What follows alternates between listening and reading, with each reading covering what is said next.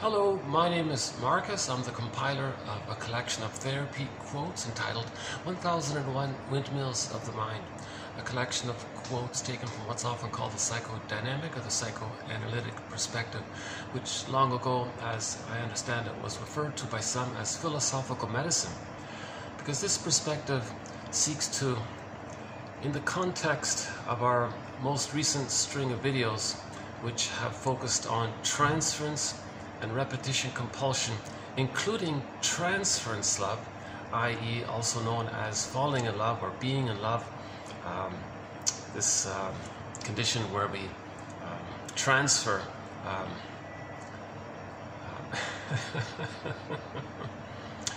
the idea about transference love and falling in love was covered in TQ 2435-9. In those 5 videos, if you want to understand this whole business of falling in love, this love trance, and you feel bedazzled and you're spellbound, and you kind of actually you revive some of the symbiosis from childhood. The baby feels bliss in the womb or bliss while he's nursing. The theory is you kind of trigger some of that up again. Because with transference love, you're transferring where the person, you're transferring when there's, if the child is traumatized and he's frozen somewhere in his development, strain trauma, relational trauma, interpersonal trauma, developmental trauma. In particular, during the time when the child didn't get his symbiotic needs met, his paradise. The child's paradise lost is not meant to happen right at birth. The paradise lost is meant to occur roughly between 4 to 5 months. So he needs the paradise. The Garden of Eden, the Unico Mystica, the mother-infant dual unity, the symbiosis, the fusion, the merger, this blissful, happy Wakanda, the mana, this very excited kind of feeling, the falling in love feeling. You're not sure about time as well. So if there's some kind of problem there, and there's some kind of emotional fixation there, Brody calls that unfinished business. The development wasn't finished. The development got frozen. It's called arrested development, stunted development, where there's a fixation at some point where the child didn't get all of his or her symbiotic needs met.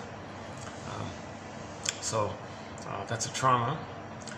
When there's trauma, there's repetition compulsion, whereby we transfer the past situation that caused the trauma, try to replay it and reenact it in the present. In order to reenact it in the present, you need to find someone who approximates or who reminds you uncannily, unconsciously of the rejecting mother. Okay? Then, you see, so when people fall in love, a transference love, meaning they're going to choose somebody who has a similar sort of rejecting attitude or shaming attitude or some kind of difficult attitude that the parent had. In other words, in transference love, people don't fall head over heels in love with a healthy, functional, normal person. That doesn't happen. Okay? Because that healthy person's not going to trigger up the dysfunctional mother, the memory of the dysfunctional mother. The goal is to replay the traumatic event to get a better past, to process the past, to return to the past, and resume development. Okay? The child is in a state of timelessness. Okay? So he's going to spin this around again and again and again. In order to spin it around, he ideally wants to find someone who reminds him of his mother in some way. Maybe not directly, and even consciously they know they're not their mother or something, but they might emotionally need to relate to them as if they were, because of the unfinished business. So the partner may have some trait that resembles the mother. So it can be something fairly minor: their hairstyle, their demeanor, or their posture, or something physical about them, or it might be the way they talk, or their attitude, or their beliefs, or some of their mannerisms, or something that goes whoa, that clicks up the memory. So the person in the present triggers the dysfunctional mother memory. Okay? Now when that triggering, so that's falling in love. Okay? So that phrase falling, it's a regression. You're going back, regression. You're going back to the infantile place. Transference love is an infantile transference. Right? So you fall in love, you regress back to the memory of the place of symbiosis that either never took place, was insufficient, was maybe negative, but you want a positive symbiosis. So you're going to revive back the time just before the traumatic event. Now you've awakened this falling in love blissful feeling. Go, wow, this is amazing. This is the one. She's the answer. Can't live with you. Can't live without nothing without you. I need you. These kind of so all of these romantic songs talk about this.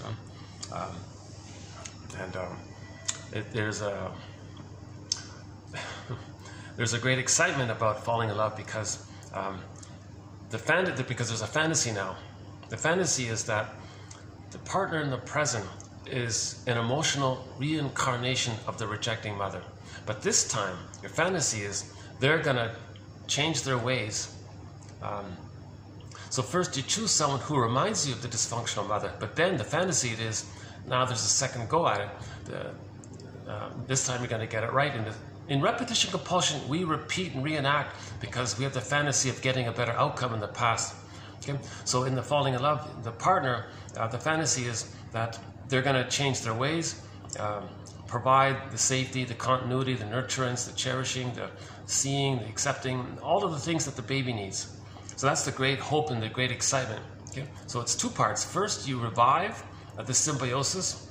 Now you think, okay, now we're going to have a happy childhood. Now there's going to be no trauma because the partner in the present is not going to be shaming and rejecting. They're going to be loving and accepting. That's the fantasy. And now at this point, there's a play title called "I Love You, You're Perfect, Now Change." So the person doing this might want to try to change them to do that. But it's mostly passive. They think it's just going to happen automatically. So the partner they fell in love with, they don't really know the person too well for who they are as a person. They're operating out of the fantasy that they placed onto them. They infused this fantasy into them, and they're relating to them based on this need to heal the past trauma, resolve the past trauma, process the past trauma, get a better outcome for the past, resolve the past. Okay, remember, trauma is pain. It's frozen pain. We're stuck in it. So the fantasy is, here's mother again. We're going to replay the event and get a better outcome. Okay? So the partner in the present is emotionally seen as a reincarnation of the mother who is going to do it right this time, emotionally. So that's called transference love. So it's related to repetition compulsion. When there's a trauma, we recreate and reenact the interaction with the painful mother with others to see if we can get a better past. Now, it never can take place because there is time. And plus, it's past that critical time. Plus, nobody in the present is the breast mother. Plus, no person can, even in their sympathy, invent a time machine, take the two back in the nursery, the two morph back into the nursery scene, the friend becomes the breast mother, the person becomes the infant in their arms, they get it right, hop back in the machine, come back in the present, and the person is emotionally free. They are who they're meant to be. They're the result of having been loved, and they feel they have their identity, they have their feelings, they have their golden ball, they have themselves. So that's the great fantasy and the great hope, that they're going to have this emotional liberation, that they're going to have their feelings. In trauma, they lose their golden ball, their feelings. I feel, therefore I am. They lose their identity. With all of that, they can't mourn, they don't really know their interests. They might not even know what they feel or name their feelings. If they don't have access to feelings, they can't mourn losses. That's melancholia, pathological nostalgia, the derailment of the grief process, complicated grief, aggravated grief, prolonged grief, melancholia, pathological, and so on. That can lead, so there's problems, because if a person ever mourns losses, they can become a curmudgeon late in life, always bitter, and they're missing out on so much of life. So the great hope is that when they fall in love with somebody, it's as if they're going to replay the point just prior to the trauma, get a happy outcome, the baby gets their golden ball back, or they never really lose the golden ball. That means they have their identity. Then when they're loved, they have differentiation, that's emotional freedom. Now they have the self. Now when they have the self, because they've been loved properly this time, then they have the capacities of the real self. So when a person has the capacities of the real self, then they can mourn losses, have mutuality, know their interests, have a wide range of feelings, feel joy, feel. Then love and gratitude have entered the psychological picture, the ability to make reparations. A lot of the warm, mature love is there. Now the person can have abiding love, companionate love, genuine sort of mutual love. So they get that with differentiation. So there's a great excitement about this transference love, this falling in love business. Because the falling in love business is this great hope that finally the person emotionally, from the baby emotionality point of view, from that voice, the baby, it's as if the baby's saying, oh my God, we're going to do it again. This is exciting. I want to get it right this time. Come on, partner, change your ways and do it right. So the baby's speaking, and now they're great. Now you're in the blissful state because you return to that blissful period. Remember, the baby needs the paradise for the first 4 to 5 months. So they're getting it back now when they fall in love because the person triggered the mother, and the baby did have it with the mother, at least in the womb, or partly afterwards, maybe. Okay. So Brody puts it this way: when we fall in love, it's all about unfinished business. The unfinished business was we didn't process the trauma. We want to get a better outcome for the past.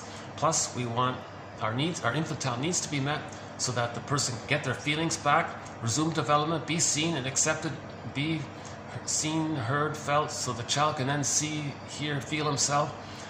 Then he can differentiate, have his real self capacities. Yeah? So that's the unfinished business.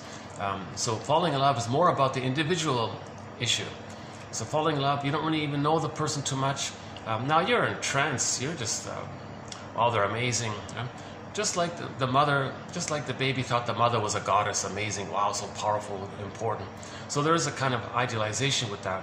And it's kind of passive as well. You think when you fall in love that the other person is just going to magically be who they are, you don't have to do anything, and you're going to get the happy outcome as a result. Now, it never works. What a fool believes.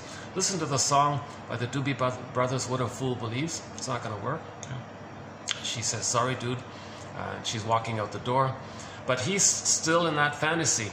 No, she'll be back. Don't worry. I'll wait for her. And she's already with another guy or something. Right? What a fool believes, because he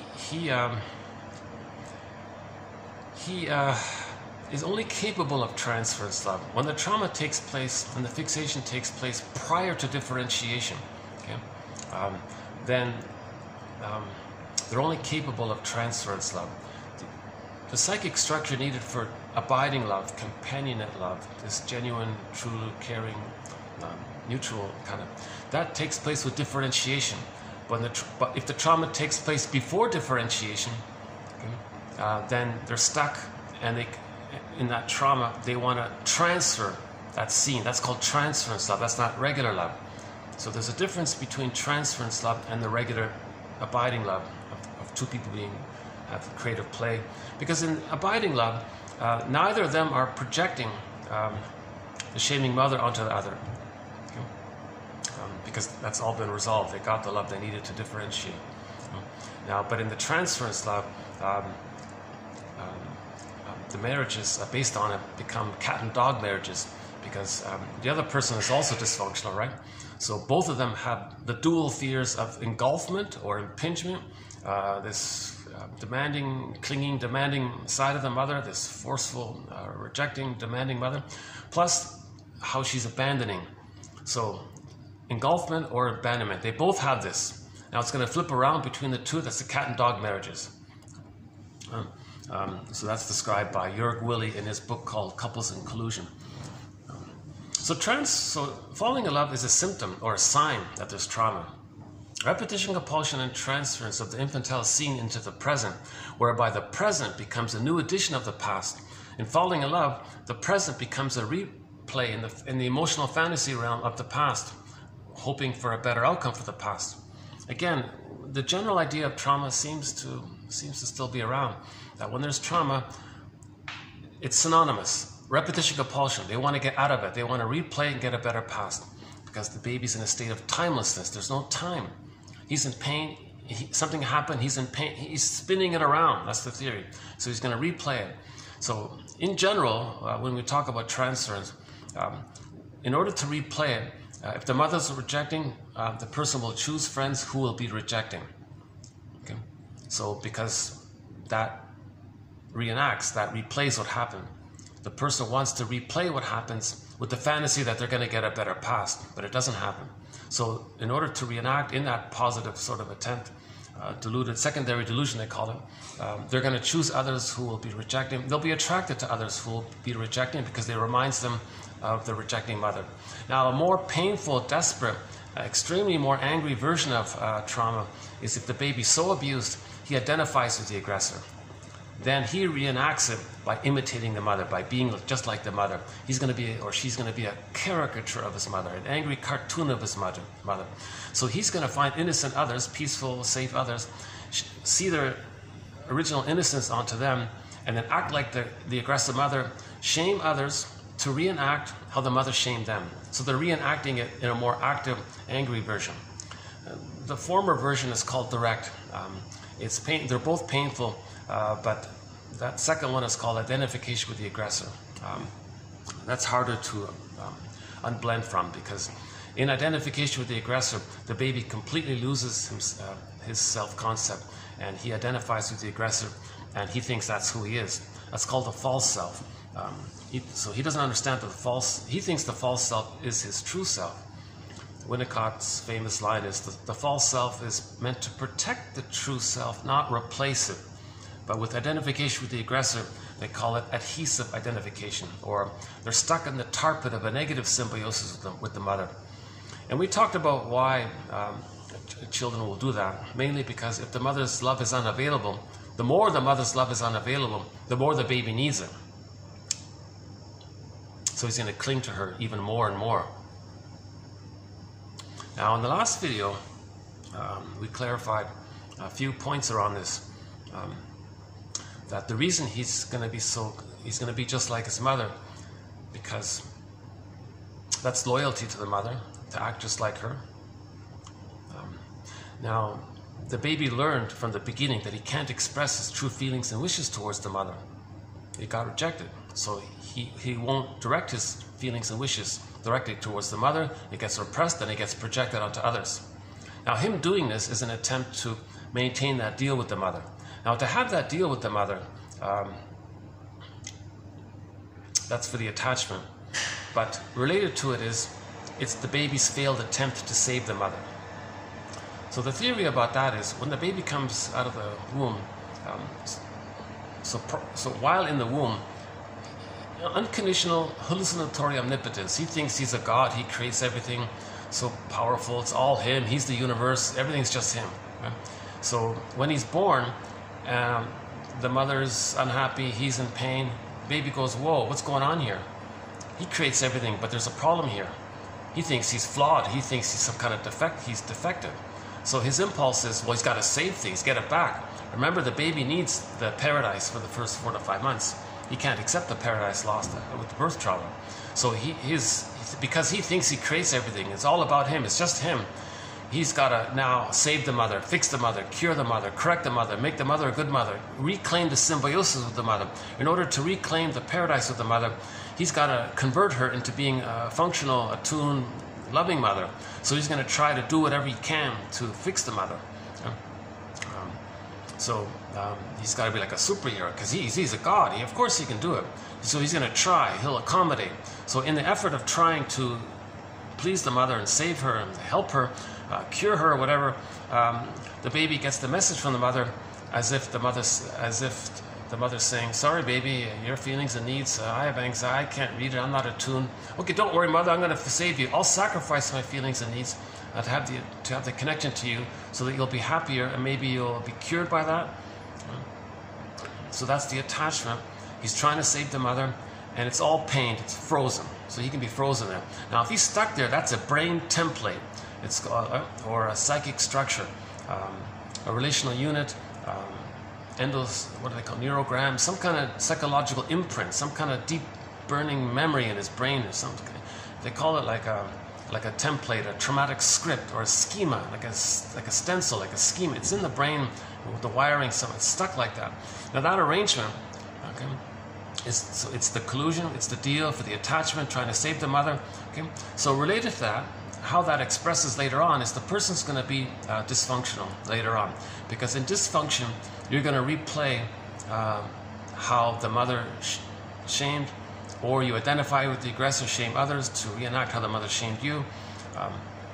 Now, you're doing this because you're still being loyal to the mother, still trying to save her, still trying to protect her. So dysfunction equals you're still trying to save the mother. You're trying to make her into a good mother. Okay. So this is a misunderstanding. The babies don't have this responsibility to convert their dysfunctional mothers into loving, healthy mothers.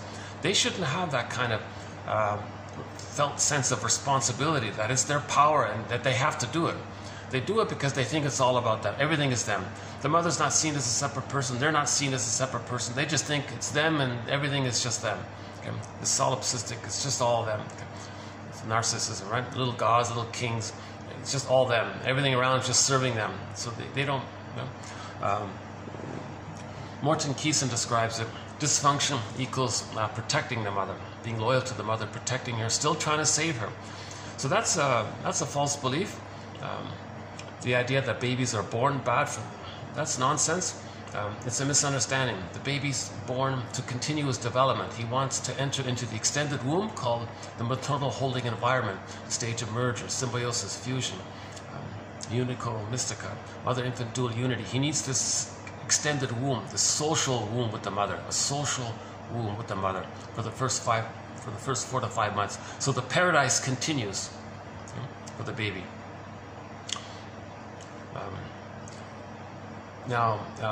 So when the baby's born and he couldn't succeed in saving his mother or curing his mother to make her the mother that's supposed to be there, so he's stuck with this constant frozen attempt to keep on doing it. That's called dysfunctional living, because they'll sacrifice their feelings, they won't know their interests, they won't be happy, because that's still pleasing the mother, that's still trying to save the mother.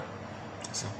Now, related to this, so this unconscious false belief that he's flawed, he adds on top of it the confusion that since in reality he is bonded to the shaming mother, to survive, just to get milk even, if he's bottle fed, a real shaming activity, he's really pained and shamed by being fed by a stone breast. Alex Steinbeck, this plastic powdered and rubber nipple. This is all very shaming for the baby. There's no connection to the mother. We have a quote from 3 videos about the nerve endings in the breast link in with the nerve endings in the child while they're nursing. There's a line there, and that helps the mother to be attuned and understand the signals. So there's a kind of rapport back and forth there. With the bottle feeding, that doesn't take place. So he's very shamed by it. So he's angry at his mother. Now, due to projection, due to his inability to know his anger and rage at the mother, he projects it onto the mother and says the mother's enraged. So he creates an image of his mother as an enraging, dangerous, frightening something in his mind, an image. Again, babies have pictorial thinking, primary process thinking, no language, just pictures. Now the baby projects, so something about him he projects. So his rage he projects onto the mother. His need to take in he projects onto the mother. Ultimately it ends up as an image of the mother, as a devouring monster that wants to eat him. So now he's bonded to that and he's relating to that. It's terrifying him. He can't feel that pain and anxiety. So what does he do? Enter a maneuver of the mind, a trick of the mind, a mechanism of the mind called the splitting mechanism. He's gonna, I think it's called the splitting. He's gonna like hallucinate, make up an imaginary goddess mother and think that while he's relating in his false belief to a monster, no, he'll deny it, repress it, disassociate, split off from it, not perceive it, just do it, puts it in the brain, deep in the brain somewhere, and just makes up a hallucination that this is a loving goddess, divinely supreme, loves you, knows you, there for you, unconditional for you. Okay, that he needs. He can't accept the mother being painful. He's got to make up an all-good mother. So the all-good mother he makes up, okay, he believes the painful mother is the all-bad mother, and he can't contaminate the two. He has to separate it.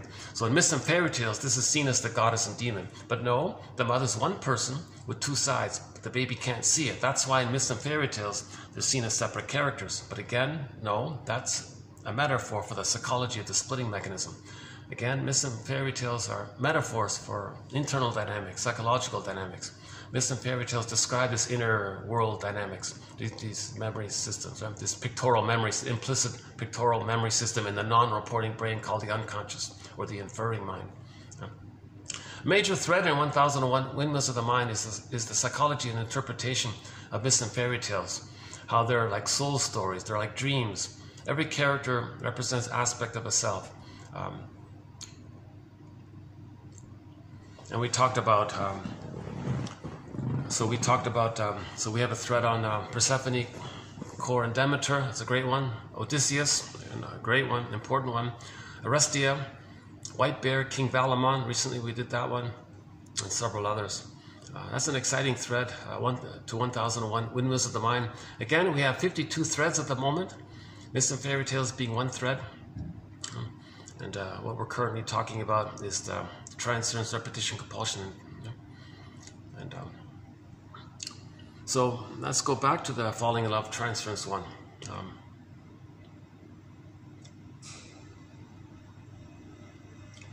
So he wants to replay the painful interaction with the mother, but this time it's gonna in his fantasy it's gonna happen. He's gonna get the needed past, the proper past. He thinks that the partner is going to be the mother that should have been. Okay, the person never mourned who should have been there. He couldn't do it.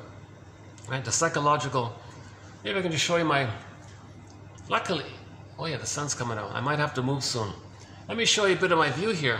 Luckily, I guess this is my 4th time in this elevator spot here. And I'm still sort of struggling to find a place to do my videos. And on occasion, I have access to this little elevator. The elevator is just behind me there.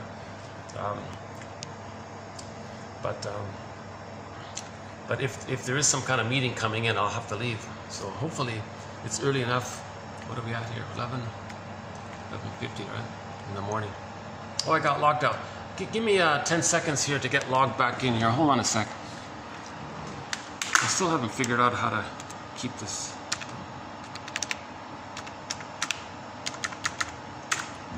I tell it not to. Okay, never mind. It's been a great computer. I'm very grateful for my technology. I bought this laptop over 10 years ago, secondhand, and it's still running. I really gotta thank the people in China that made this laptop, and my humble little budget phone here, also from China. So they're producing great material, very affordable prices, and yeah, part of me feels okay. Let's not go there.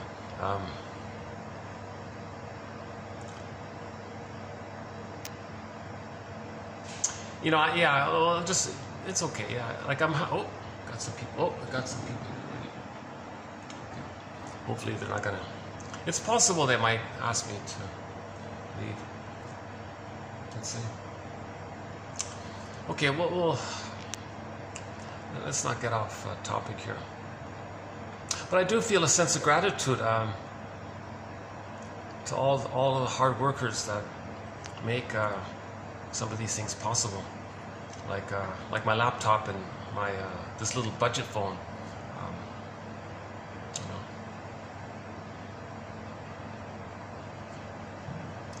It's still there. Still there. Well, if I do get asked to leave, I'll have to. It's a Sunday, so I might be able to find some other venue here.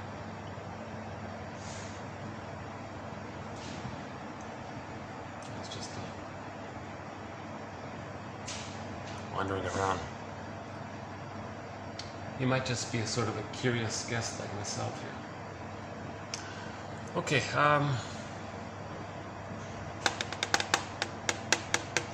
hold on a second, let me just take a little breather here.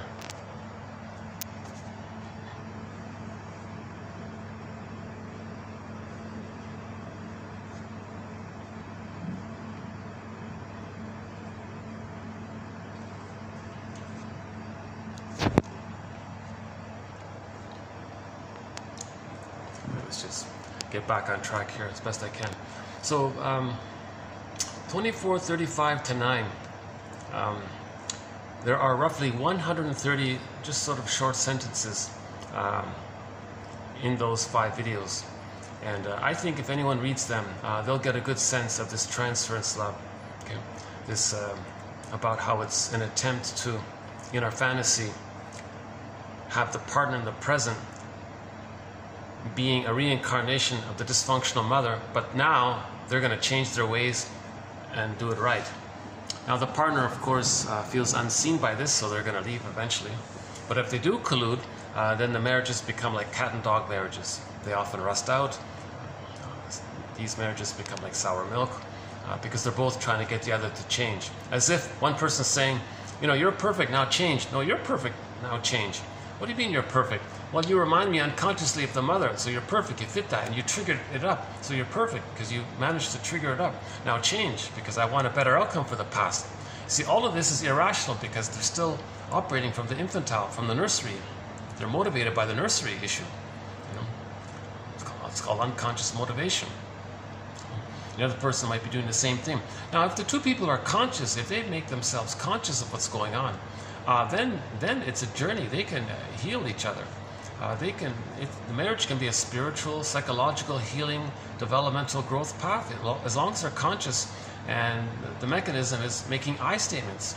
See, if they know they're replaying the first 3 years together, if they know that they're replaying it and what was needed, what was missed, and they talk about it as companions, you know, and they make I statements together. You know, when you said that, that brought up my old fear of abandonment, okay. So this issue of how to make an I statement, that's a thread here, 2360, by Susan Campbell. Yeah, that guy's still there. Just sort of hovering around me there. Maybe he's just curious. Okay.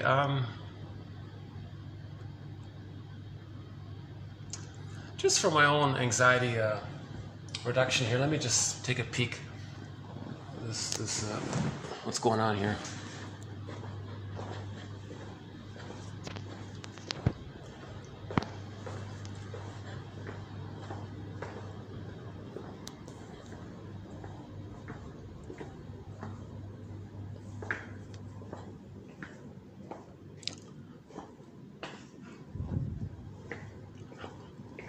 Oh, they changed this room here, yeah.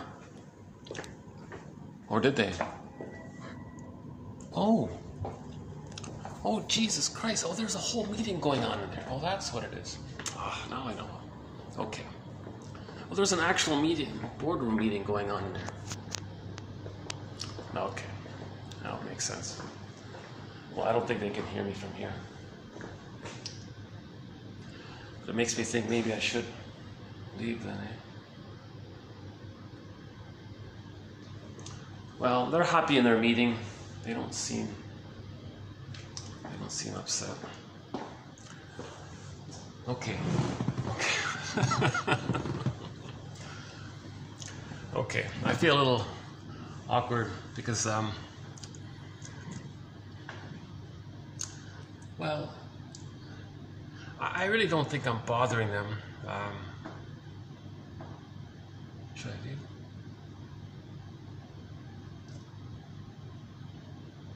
What is it here? 12 o'clock. Maybe they'll be finished soon. And okay.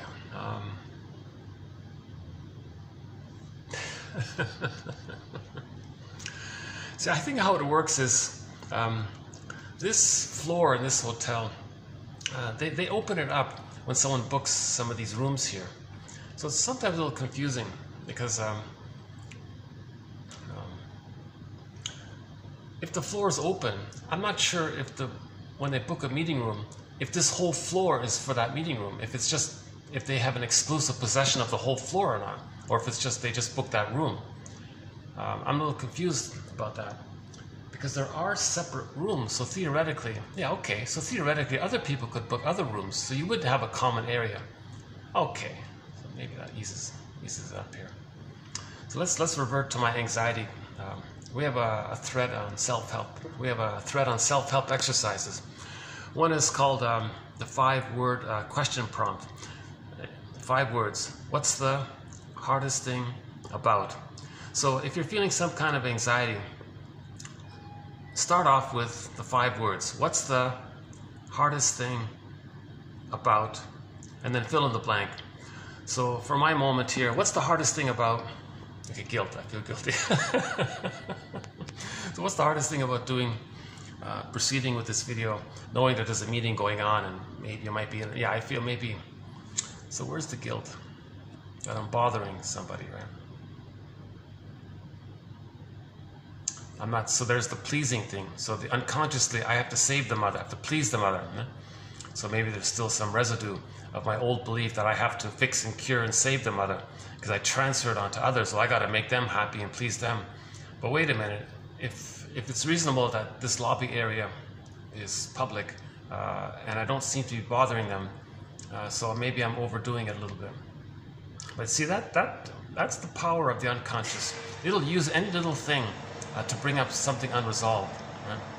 Like in the falling in love one, a person can fall in love with somebody over a trifle because they're in this sense of urgency to face the pain of the past. Okay? The pain of the past is timeless. It's spinning around in this constant timeless pain, like Sisyphus, round and around. Or what's the one, Prometheus? He's always being pecked at. Like this is constant present pain going on. So they'll look for any opportunity. They'll make it up if they have to. You know.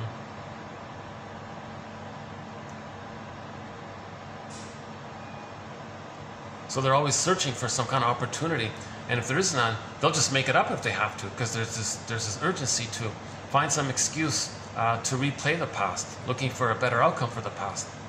So if I have unconscious guilt still, and I think I might be bothering those people, and maybe I'm not realistically, but emotionally, I might have this emotional trigger come up where I feel unconscious guilt. Remember, the baby has unconscious guilt.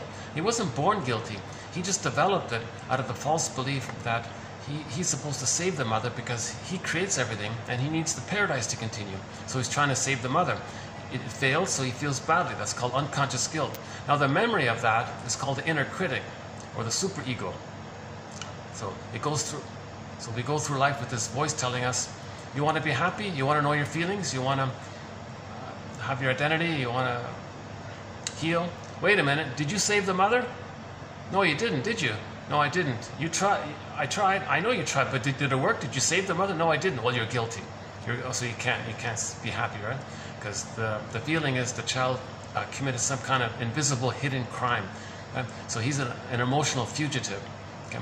So a very good thing to borrow is that the TV show, The Fugitive. The tagline for one of the episodes was Richard Kimball, a fugitive from the justice he seeks. The narrator had this deep, low voice. Richard Kimball, a fugitive from the justice he seeks. So the character, I'm talking about the original, David Jansen. So he's innocent, but they think he committed some crime, so they're after him. But the justice system is meant to, he needs the justice system to help him. But he's being chased by it. So think about the baby. The baby is an emotional fugitive from the love he seeks. He's running from the love that he's seeking for. He's seeking for it, but he's being chased by it. He's pained by it, so he's running away from it. Right? So that's a very powerful concept here, this of the inner conflict, right? The wish and the fear. So in the last video, we talked about the wish and the fear a little bit.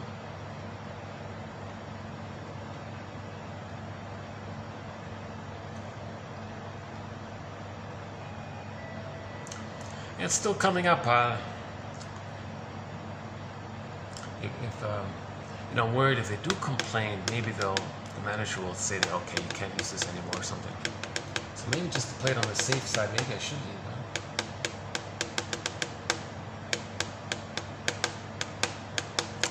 That's a tough call, huh? Where can I go? Because I do want to come back here, right? But he still might complain, even if I'm not here, he might still complain. Maybe I'm overreacting. Take a chance, just stay. This is like the last. If I can't use this spot, the only last final spot is that dark ballroom. The one in the last video, that ballroom one. It's all dark, there's no view. At least here I got a view. Yeah, I got a view here.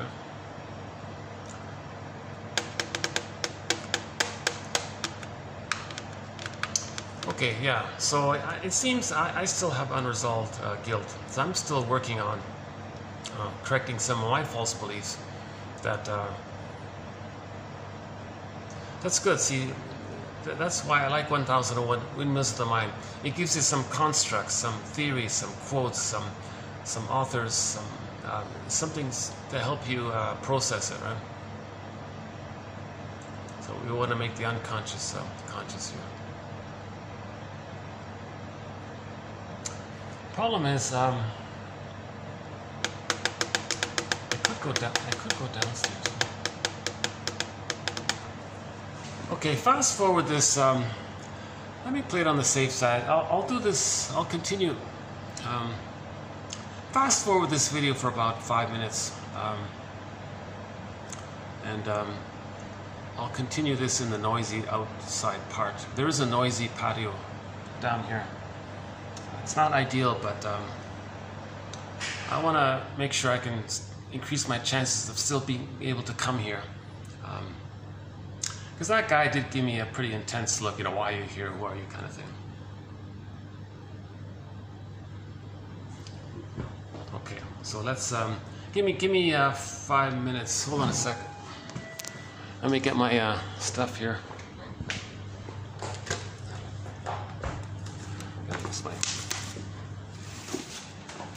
Okay, let me set down the phone for a minute here. Hold on a second. Let me just set this down for a minute.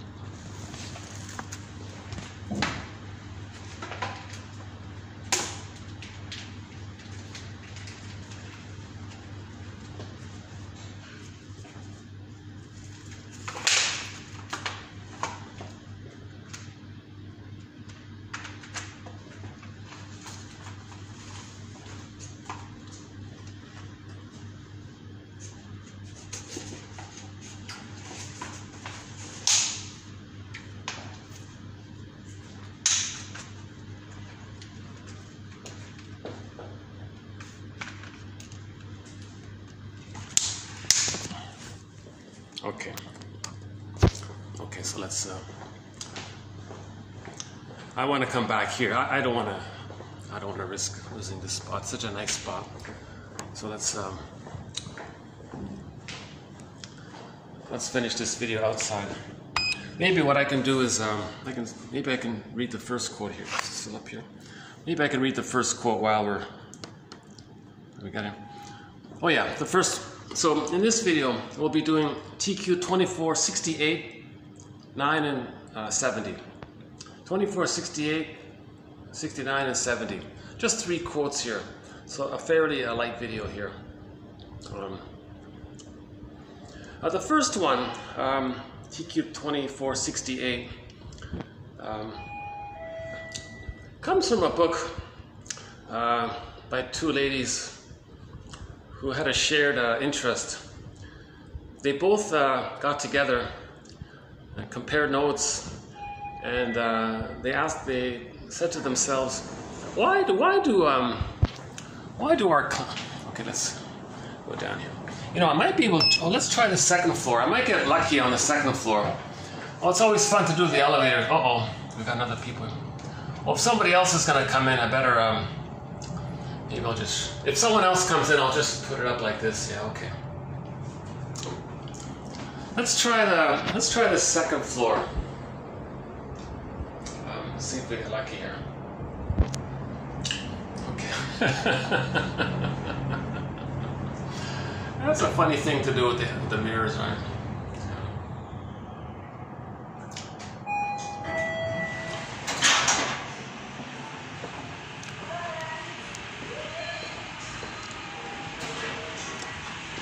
Hi there.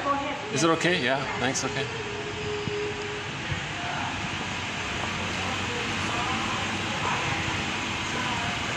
Okay, this looks promising, let's see.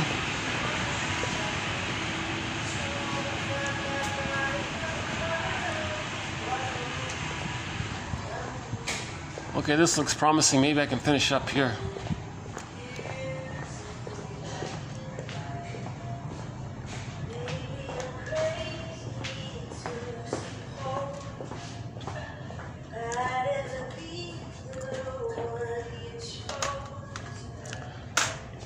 There's our heart sculpture there.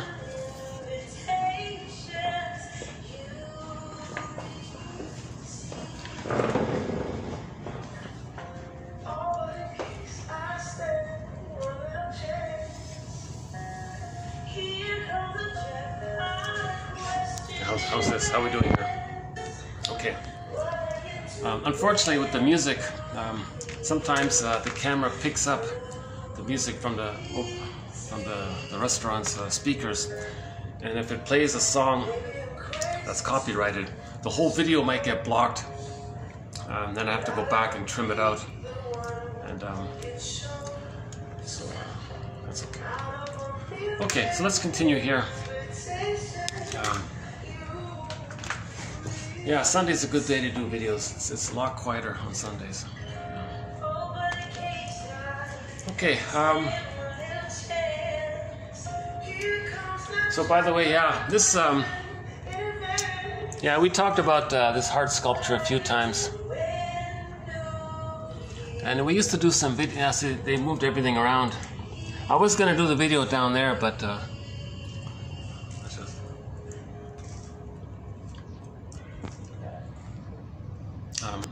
okay, these two ladies tried to discuss the topic more specifically around why clients have a hard time just telling the truth about themselves, what's going on.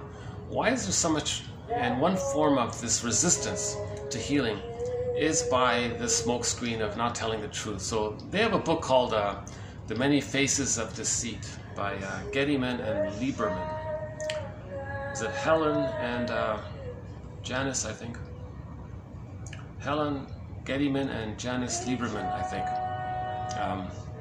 So I just took out a couple of her points, their points.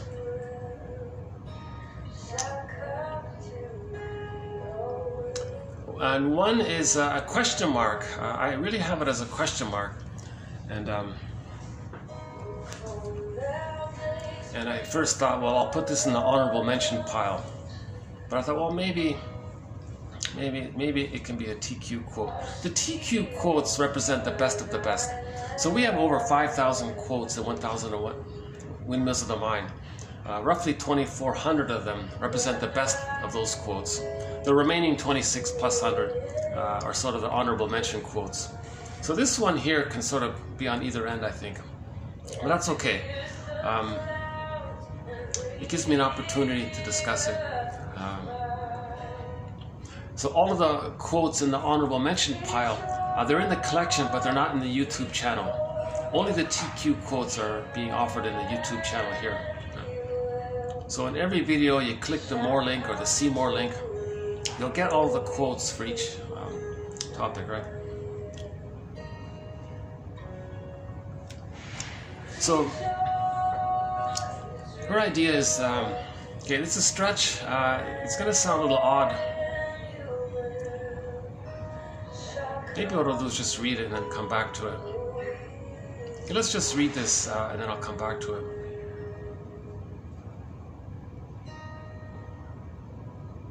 In a nutshell, what they're saying is, if the mother force-fed the baby or was abusive in her breastfeeding, right?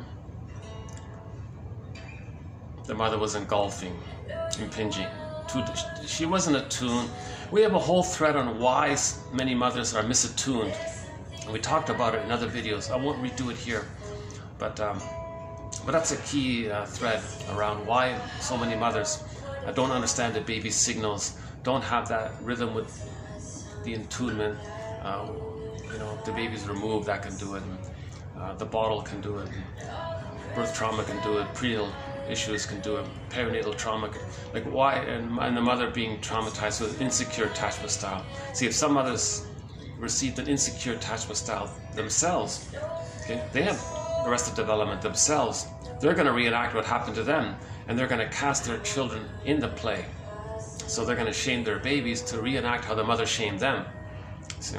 So that could be part of the reason why they're misattuned, because they're so enraged at their mother. Their compulsion is to communicate. Oh, one of the companion animals to 1001 Windmills of the Mind is the cat. So here's sort of this looks like sort of like an alley, one of these scrappy, resourceful alley cats. It looks a bit of a mess there, but so yeah, I love cats. Yeah. Did he show up there? Let's try again. Let's see. I don't know if you can see him there. He's sort of a like an orange, black and white cat, just at the grass there. But yeah, the cat, the gecko, the loon, the blue jay, and several others. The mosquito, the bee, of course, Canada geese, the heron is there, yeah, the fox as well, and a few others. So we'll talk about the companion animals some other time.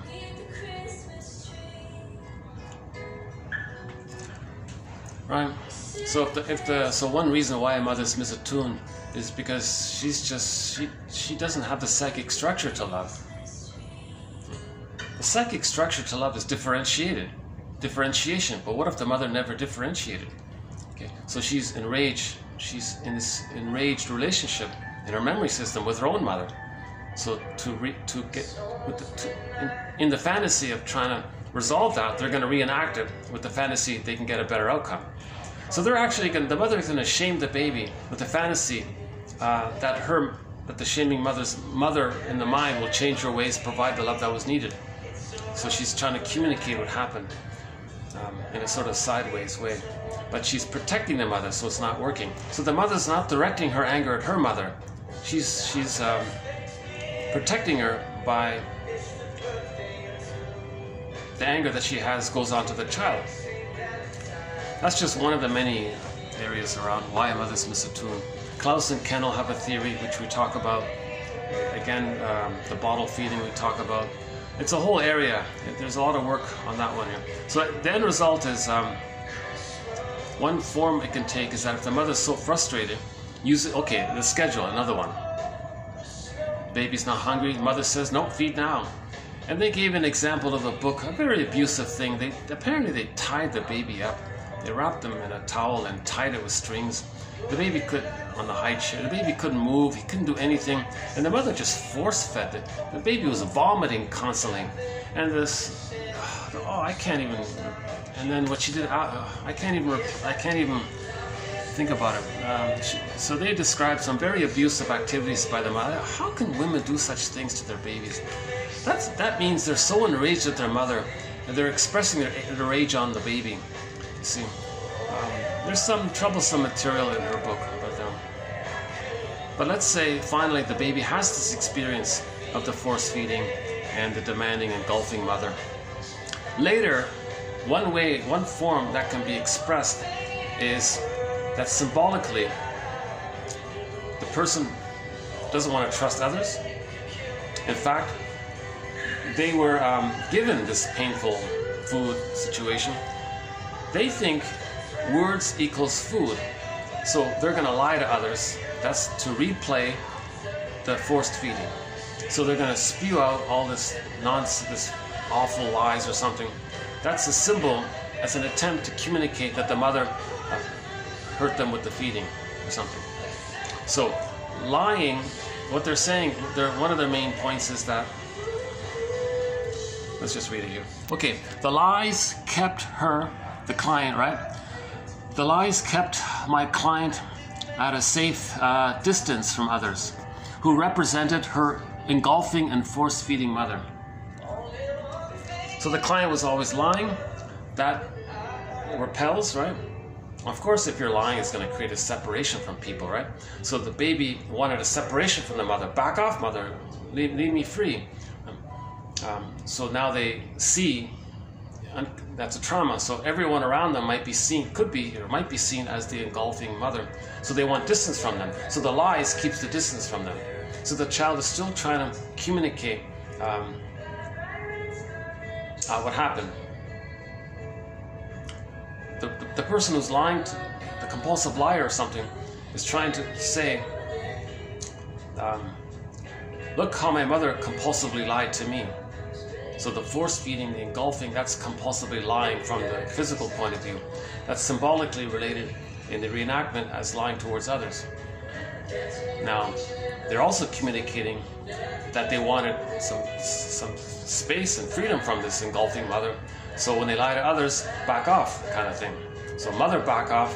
So now they're saying to others, back off. Okay. So that's the reenactment. Now, when that's dysfunctional, because if you're gonna keep distance from others in your life, that's dysfunctional. But dysfunction equals protecting the mother. So they're still loyal to the rejecting mother because they're not directing the anger towards the mother. They're just reenacting the trauma and they're not aware of it.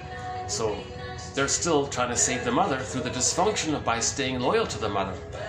So the reenactment, if you're not conscious of it, it's to protect the mother and still save the mother. Because the anger at the mother is sideways, it's not directly towards. So TQ 2190, 24, TQ 20, oh boy, look up Keyset, Morton Keyset in our collection here. I think it's 23, 91, and 92. TQ 23, 91, 92, TQ's 23, 91, and 2 by Morton Keyset about the importance of, if you're angry at someone else, no, direct it back to the true source. Let's continue here.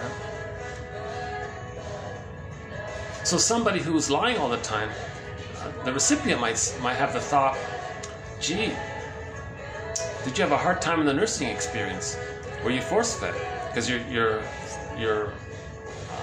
trying to show me what happened through the reenactment. Now the person being lied to is going to feel really icky and all that, right? So that's how they felt as a baby, by the force feeding by the mother. So they're reenacting it. Now, they've identified with the aggressor as well, right? So because the hocus pocus double focus, they can be one, act the other, act one, be the other, feel the other. So the person who's lying identifies with the aggressor. They see their innocence onto others and want them to feel what they felt. Now the recipient can say, gee, I kind of feel icky by all your lying. I guess I'm getting a sense of how you felt as a child. And I think you're imitating your mother and you're trying to tell me what kind of mother you had because you're being just like her. Okay? So that's a communication.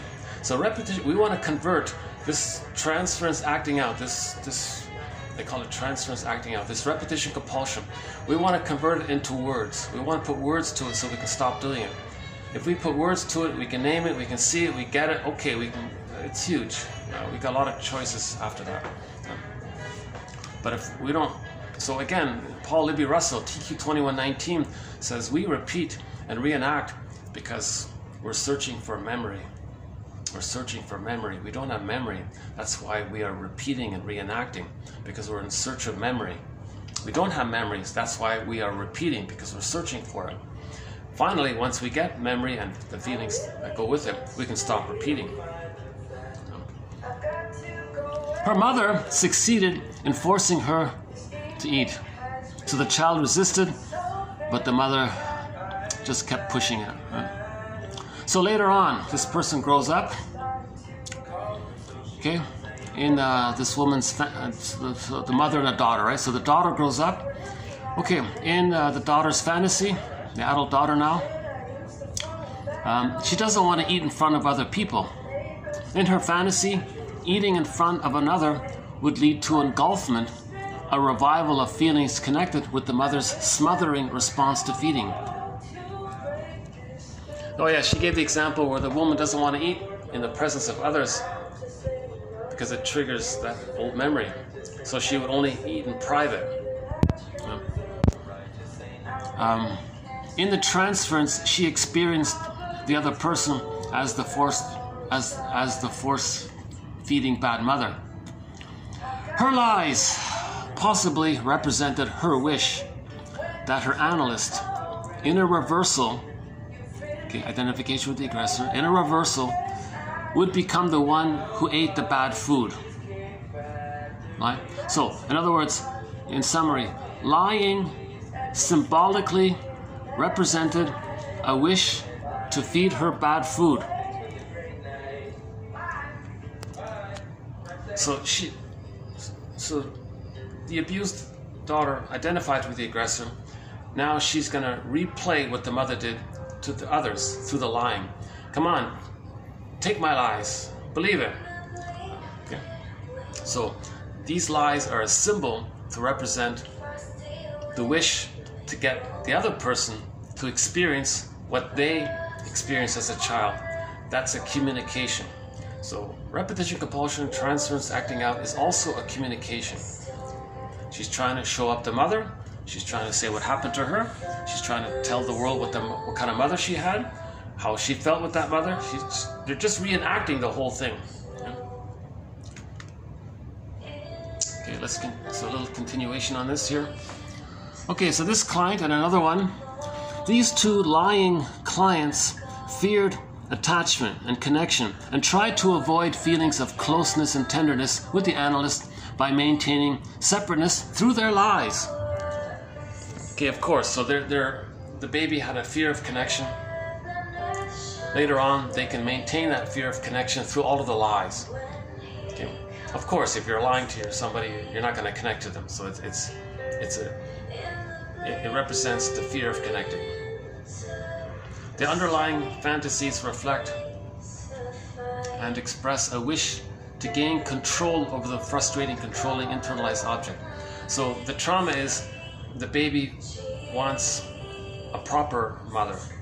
So she thinks in her fantasy she'll transfer the rejecting mother onto others. Now, maybe with the lying, it's an attempt to control them. Okay, you're operating out of the template fantasy of a rejecting, shaming mother. You project that onto others. Now you want to control that, but you see it onto them. It's not about the person in the present. It's about the internal rejecting image, imago. So the lying is an attempt to keep distance. I want to control things. I want to manage this with you. So the baby would like to manage the situation with the mother. So that's being replayed. See, so they're still trying to master the trauma. It doesn't work. Clients who lie repudiate any gratification to be obtained from the object. So they're not going to accept any kind of trust with others, because that's connecting, because they anticipate pain and seek to separate from the object by means of lying in order to protect and or maintain self-cohesion. The liar struggles to detach, to separate from the mother. So their conclusion was the liar is still trying to separate from the rejecting mother. But the problem is they don't have the foundation of enough love with any mother to do so. So they're in a huge dilemma. But they don't want, they want to separate, but they don't have the love strength from any kind of positive memory to be able to do so. So it's a compulsion. They're going to replay it again and again. The one who is deceived is put into the position of holding or containing the liar by believing the lie. So the friend might go, okay, you're lying, but you really need it, so I'll hold it. I won't call you out on it. But if the deceived one confronts the liar will probably leave the relationship. This is an important factor characterizing the basic dyad of liar and gullible one, of deceiver and deceived. The liar takes an active stance in his symbolic feeding of bad food to another. Okay, there's the summary statement right there, right? Okay, the liar takes an active stance in his symbolic feeding of bad food to another. I have a question mark. Personally, I'm starting to feel like this should be in the honorable mention category. Something's off with this. I feel like either I'm missing something, either I'm not getting it, or it's beyond me, or The reason I'm tempted to include it because of something Edmund Burglar said. Edmund Burglar once said something about words equals milk. Sometimes people, let's go back to the falling in love state. Let's borrow that one. The person falls in love, they're, oh, goo-goo and all that. So they don't even hear what the person's saying. They just want to hear them talking. Oh, it's like milk. Because they went back to the symbiosis, to the feeding. So the sweet talking is just like the milk they're taking. They don't even care what they're saying or what they're talking about. I just want to hear your nice voice, your nice talking. And some people might do that. They might listen to a speaker just for the way they talk, the nice smooth talking. They don't care about the content. The content could be nonsense or full of lies. Or they don't care. They just like the kind of smooth delivery or something. That's the words equals milk kind of thing.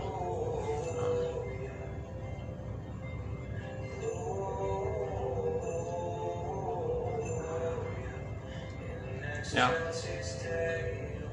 Okay, that's about it then. So, what do you think?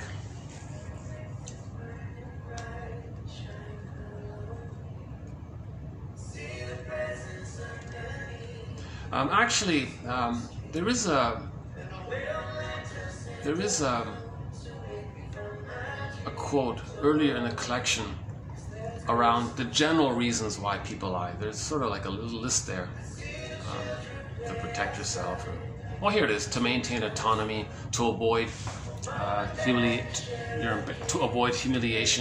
to avoid punishment, maybe to win love, maybe to gain power, to create a better story, impression management. Although the consensus is that in general lying is pathological, it can be adaptive in certain instances and may have originated as an adaptation to a pathological situation. So people who lie, so the baby has to adapt to their first environment. Humans adapt to their environments, right? The baby's first environment is the breast mother. How does the baby adapt if the breast mother is shaming him? All those complications in his mind that he does, the splitting, identification with the aggressor, hocus pocus, double focus, negative magic gesture, reaction formation, the splitting one, the grandiosity, taking refuge in the grandiosity, denying the gullibility. A lot of things going on. Maybe that's the etiology, the source point of the adaptation, where he learns he's got to lie, because that's how he adapts. He lied to himself so many times, and he's frozen there. Maybe he just lies all the time because that's a reflection of all these tricky mechanisms of the mind in the baby's attempt to adapt to the painful mother. The baby is in a desperate double bind. Yeah? The baby's in a double bind. He can only turn to the breast mother. He can only turn to her. He has to turn to her. He must turn to her. The baby must connect to the mother. No baby can make it on their own. They have to turn to the mother. All of his life force is directed towards trying to connect with the mother. At the same time, the mother is paining him and shaming him and hurting him. At the same time, he's got to go to it, and he's so pained by it. Holy, what does the poor baby do? So enter all this gymnastics of the mind. Maybe that sets up this scenario where the person is always lying all the time, because they're still replaying that complicated survival mechanism. So the complicated maneuvers of the mind help the baby to survive, but later on it's going to hurt the person, because what the baby does to survive a painful mother, that's great, he survived, but later those very same things are going to hurt him, because he's not in the nursery anymore, but emotionally he still thinks he is, but in reality he isn't. So it's hurting him because he's going to be dysfunctional, he's going to be hocus pocus, double focus, can't trust others, back off others, I need you, I hate you. He's going to have these kind of replay of that, all those dynamics. Oh no, oh my God. These Christmas jingles, they started this in early, this is like, what, 2.5 months of this stuff. So half the time I've been listening to these obnoxious, annoying, it's just too much. Rudolph. So was he scapegoated? Was Rudolph sort of scapegoated? Was there a group of reindeer there? And in a system when there's stress among people, the group identifies who's the safest. Who's the safest? Okay, Rudolph is maybe the weakest one, the one who's different, the shiny red nose. Okay, so they pick him because he's different. Difference means he's unique. That facilitates the splitting mechanism of us and them. If Rudolph is different, it triggers how the other reindeer doesn't know how they're different and how they're unique. So the other reindeer don't appreciate their uniqueness, their identity. And seeing someone who's a little bit different maybe relates to that. So because of the pain around not knowing their uniqueness, the others would express their anger at that by scapegoating poor Rudolph. And then of course one day, we know the story, right?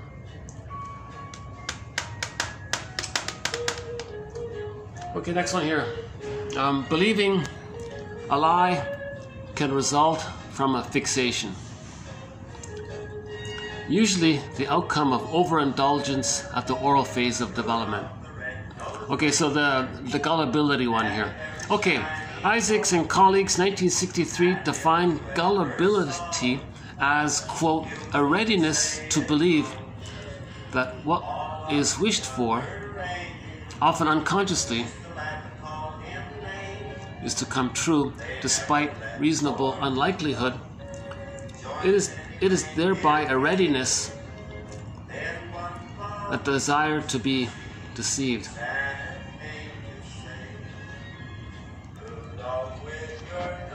Another question mark. I give these two ladies a lot of they got a lot of ideas actually.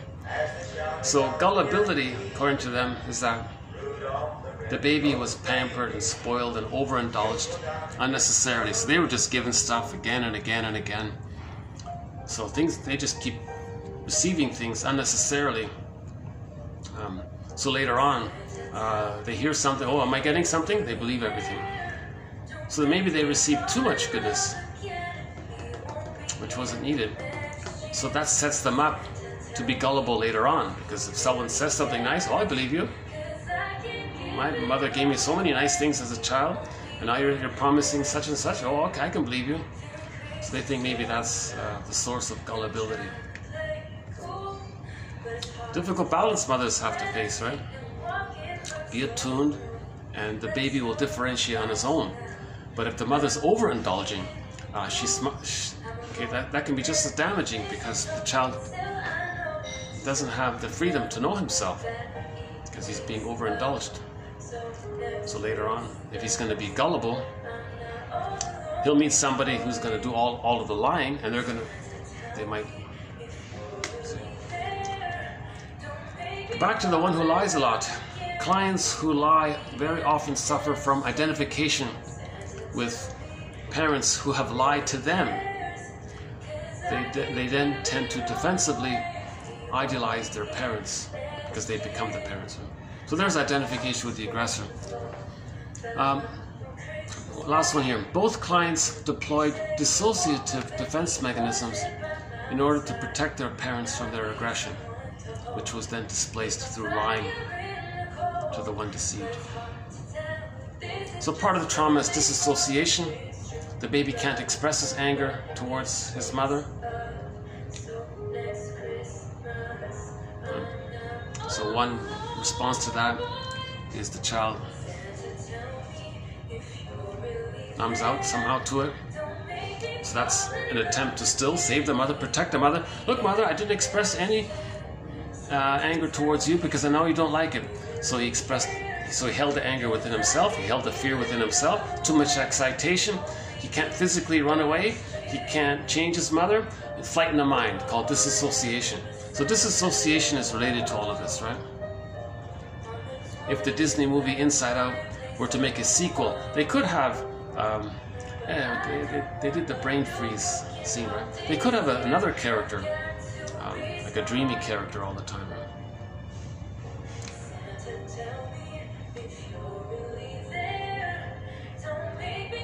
So this is related to what Morton Keeson says. disassociation is still protecting the mother, saving the mother. Okay? Again, the baby at the nursing had a wish, mother didn't like it. Okay, mother, don't worry. But in doing that, he disassociates. So he hurts himself in the effort to comfort his mother, save the mother, heal the mother, get a proper mother. You see, the baby's desperate to have his love needs met from his mother. And he believes he's supposed to have a good mother there. And he causes it. He causes whether or not there's a good mother or not. He creates everything. So he's going to try to create having the good mother. In the effort, he's sacrificing himself. Okay, one book title is called Do I Have to Give Up Me to Have a Connection to You, Mother? The book title is Do I Have to Give Up Me to Be Loved by You? We can paraphrase. Do I have to give up me to have some connection to you, Mother? So babies do that, right? Do I have to give up me in an attempt to save you? So dysfunctional equals you're still trying to save the mother, protect the mother. That's nonsense. No baby is meant to do that. No baby is meant to be a superhero to the mother. Okay, next, so that's 68. We'll do 69 here. 69 is sort of an assortment of quotes here.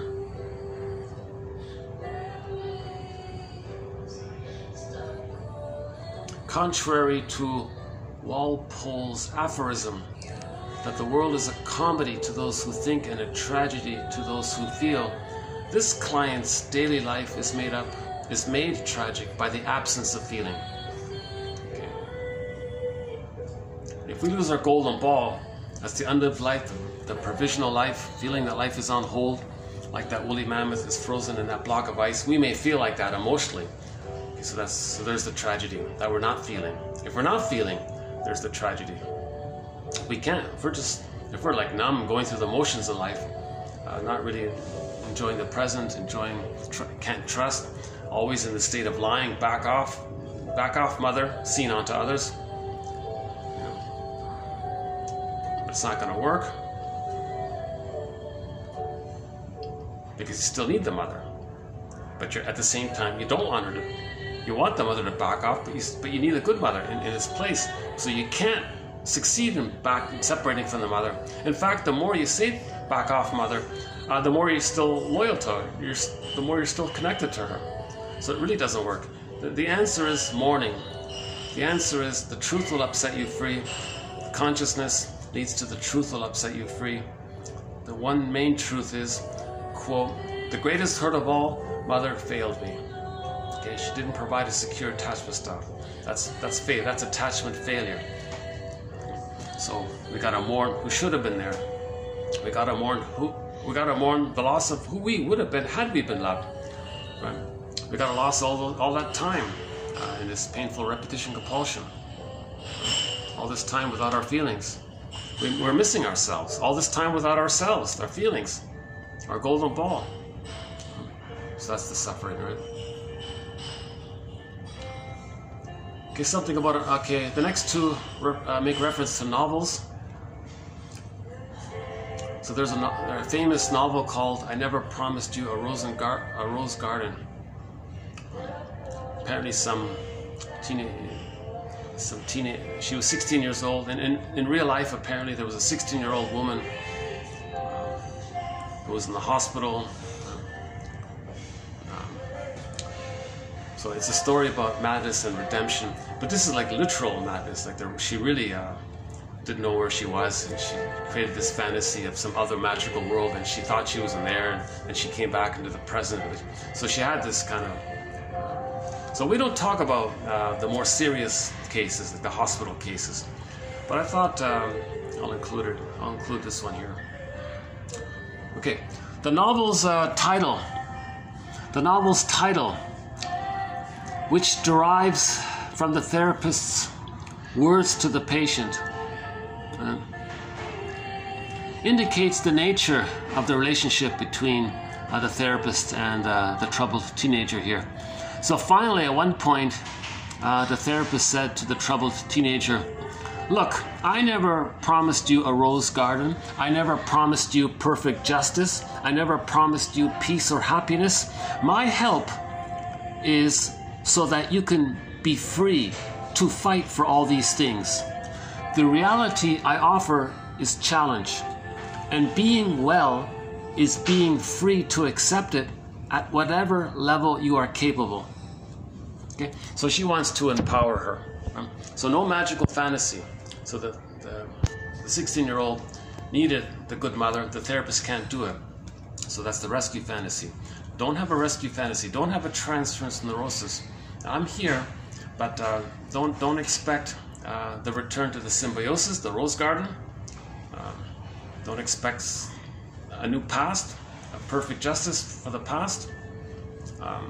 Okay. My help is so that you can be free to fight for yourself, to fight for happiness for yourself. The reality I offer as a therapist and being well. The reality I offer as a therapist is challenge, and being well means being free to accept the challenge at whatever level you are capable. So she's empowering the young lady, right? So that what she said was therapeutic when she said that.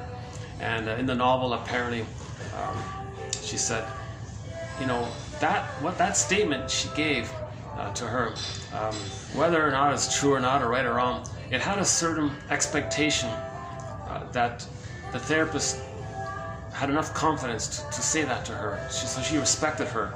The truth will upset you free. So the therapist gave her like a blunt, hard truth kind of thing.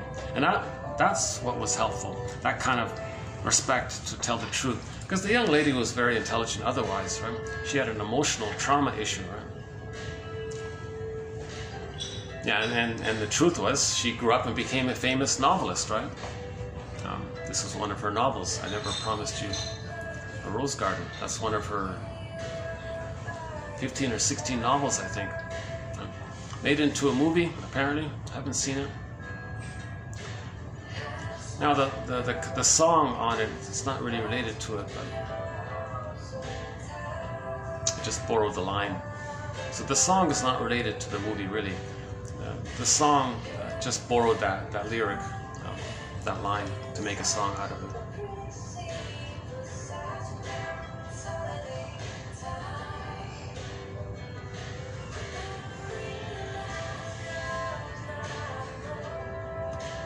And apparently the real life shrink, we have a couple of quotes from the real life shrink for this teenager. So the novel is based on a true story.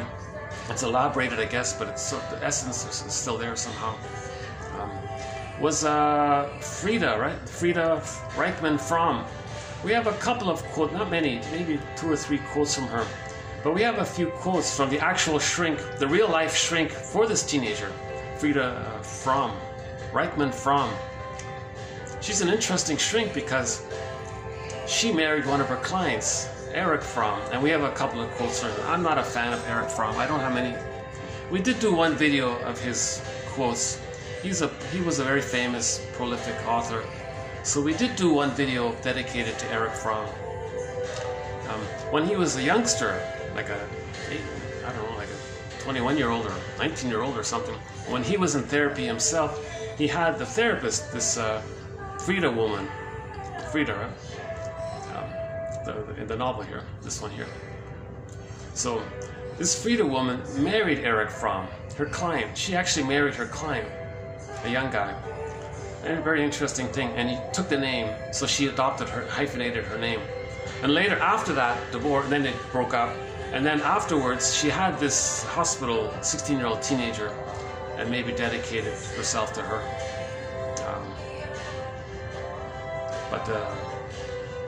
It's an interesting woman.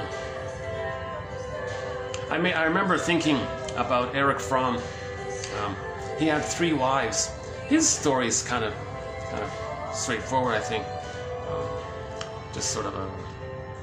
But he had these 3 wives. One of them was this shrink, right? This was the first wife of Eric Fromm. I thought, oh my God, you got to make a movie of these 3 wives. Eric Fromm's 3 wives. Make a movie, The Wives of Eric Fromm or something. One of them was this Frida woman. Now this Frida woman is famous because she helped this 16-year-old teenager with her issue of schizophrenia in the hospital, and she got cured because of this Frida woman. And that's how Frida got famous. And we do have, we do have a few of her quotes here. Again, look, young lady, I never promised you a rose garden. I never promised you perfect justice. I never promised you peace or happiness. My help is so that you can be free to fight for all these things. The reality I offer is challenge, and being well is being free to accept it at whatever level you are capable. Okay. Sort of like a tough love kind of statement there, right? Because she was intelligent. She could. That was maybe the power of suggestion. If they had a good relationship, somebody said if there is a good relationship, if there's a therapy alliance, maybe just the pure suggestion by the therapist can be helpful sometimes, at least temporarily, right? Okay, another novel. I don't know this one as well, but I'll include it here. Okay, almost universally. Still record. Hold on, got a beep here. Okay, almost universally acclaimed as Morrison's greatest novel, Beloved reveals the historical trauma of slavery, which inserts itself within the dynamic of the mother and the child. Once, post-traumatic slavery syndrome enters into the maternal equation, there's no way out for the baby. I think what he was saying was, if the mother is sort of reminded, because she identified with her mother who experienced all that. So if the mother has a baby and she's reliving the experience of all this, of the memories, the baby's overwhelmed. He's going to identify with the aggressor, and passes it on to their child. Intergenerational trauma. So it's just going to keep replaying and being reenacted until someone hits the pause button and puts words to all this and grieve the loss of it. Difficult topic here. But it is related to identification with the aggressor. So let's say the mother had a hard time, has the baby, gives the baby a hard time to reenact how she had a hard time, so that baby got a hard time, grows up, gives her child a hard time to reenact how she got a hard time, and it just keeps going down like that. It's called identification with the aggressor. But in the case of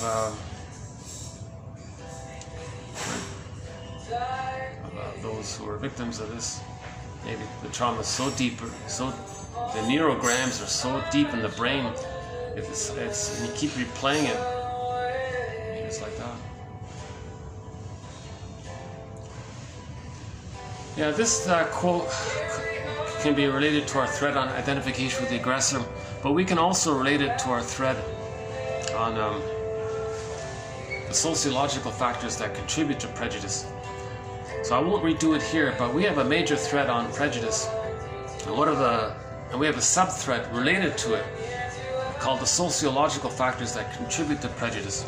And one of the facets along that sub-thread is the plunder system. It started 10,000 years ago, and we have a whole thread about that.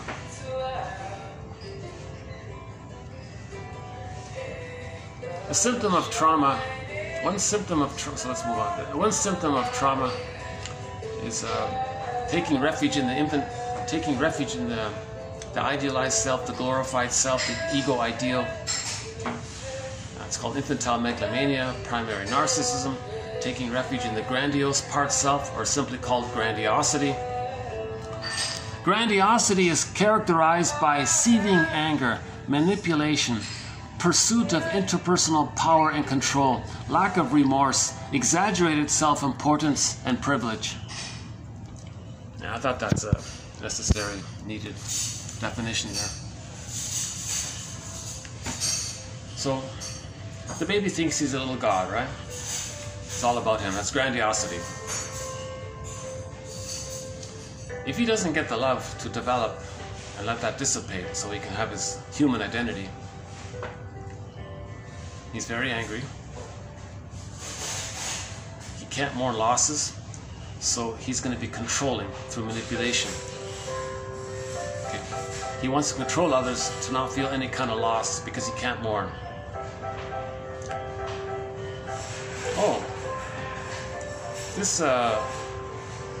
Oh, this is Joni Mitchell, huh?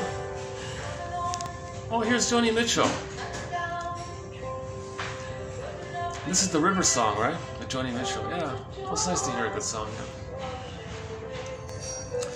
Okay, that means you might not be hearing me now. Okay, so let's say you do hear me. I want to comment that maybe you're not hearing me, because if this song is blocked, I have to go back and edit this out. So,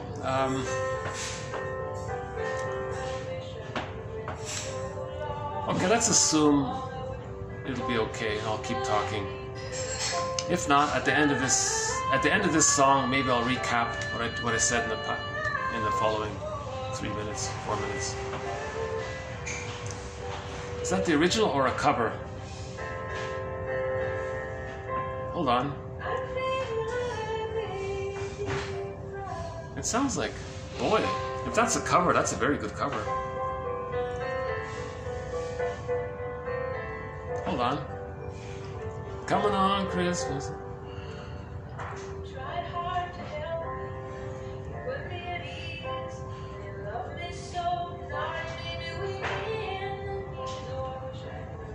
Oh, that's Joni Mitchell. Yeah, that's Joni Mitchell. I'm pretty sure that's the original. Yeah, Joni Mitchell. We played her song "Big Yellow Taxi." They paid Paradise, put up a parking lot, and we played a couple of her songs. Not too many, a couple. We haven't played. This is not on our soundtrack, but we have a quote from Joni Mitchell. She said, when she writes her songs, she opens up the journal, picks up the pen, and faces the beast, she said. Means the block to expressing her real feelings. That's the beast, that block. The memory of the mother saying, no, don't feel. That's the beast she meant. The anger around all that as well. The memory of the mother. So remember, in the last video, we had a wish, then there was the fear. But the fear, it gets overwhelmed, it clicks over into the anger at the person who's causing the unmet need. So that's the beast. We want to face this, right? Okay, so the grandiosity one.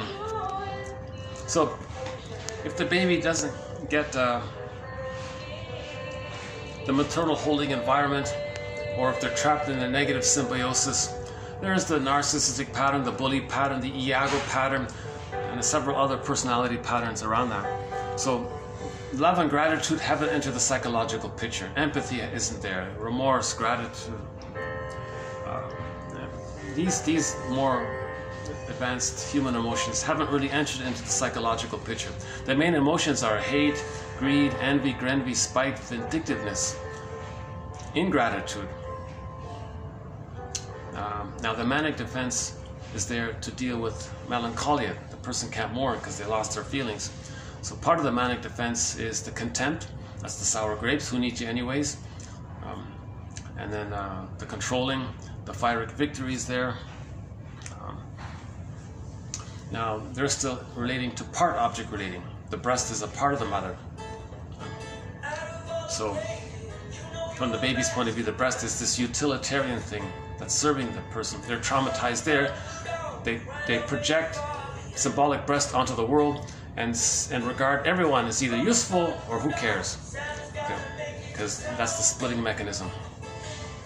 And greed can come from there, because greed is the reenactment of the failed interaction of not getting the cherishing, nourishing experience with the positive mother. So they're going to reenact their disappointment through the greed, because no material thing can correct the past, right? So they're going to do it again and again. So we talked about greed recently, yeah. Okay. So, and one feature of these personality patterns is taking refuge in the grandiose part self.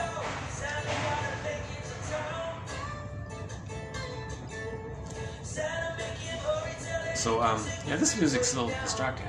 So, Narcissus looks into the pool of water, he sees a reflection of himself.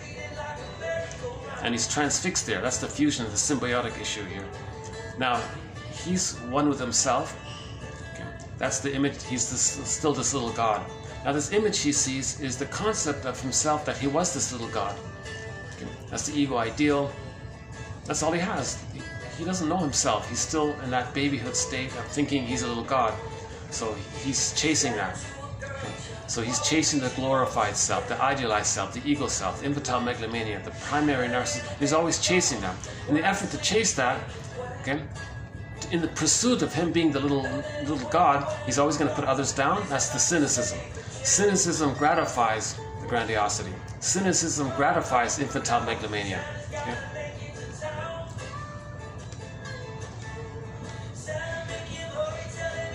That's a symptom of the trauma early on.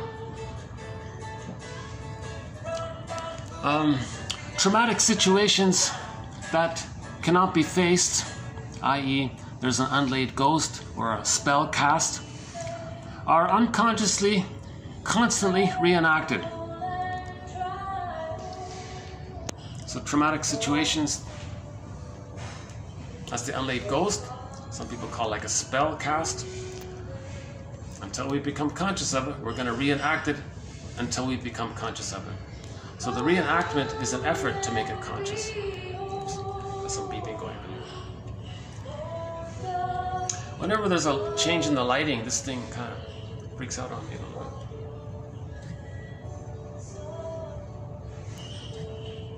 Why is this thing still beeping? Exposure's locked. What if I do this? Let me do this then. Is that better? I'm trying to get this thing to stop beeping. Nope, still.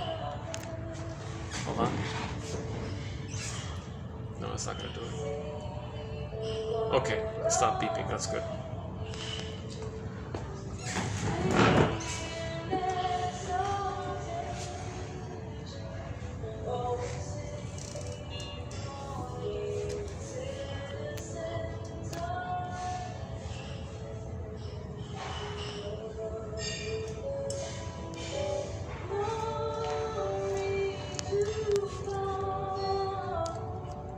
I gotta say, the staff at this restaurant have been very friendly towards me, even today as I entered. Oh, come in, welcome, welcome.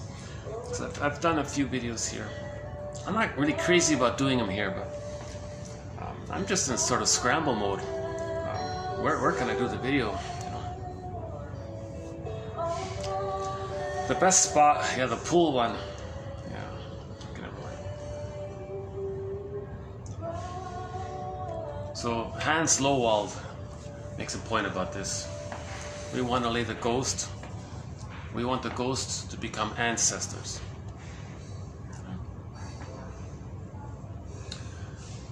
Okay, one about splitting. Assuming that the child cannot survive childhood psychically, emotionally, spiritually, invisibly, inwardly, without, let's just say emotionally, right? Assuming that the child cannot survive emotionally without a good object, without a good breast, without a good mother. Okay, that's obvious, right? And that it proves insufferable, impossible, intolerable for the child to have a good object which is also bad. Okay, baby can't do it. Baby can't handle the ambivalence of mother being good and bad. It's got to be all good. It's got to be from the baby's helpless, tiny side. You can't, think about it in the womb. Let's say the baby's in the womb. It's all good. The flow is rhythmic. Everything's perfect. It's all good. The baby can't handle times when there's going to be some kind of rejection going on. It'll overwhelm the system. So same thing in the extended womb. The baby needs the all-good mother, so-called good enough mother. Fairbairn, one of our mentors, William Fairbairn proposed that the child, quote, seeks to alleviate the situation by splitting the figure of his mother into two objects. So that's how the child handles it. All right, I'll just make up another magic woman, and that's my mother. And she's all good, she's amazing, she's perfect, she's blissful. That's who my mother is. The truth, no, that's not my mother, that's some other person, and he denies it. That's the splitting one. Okay, the last one here.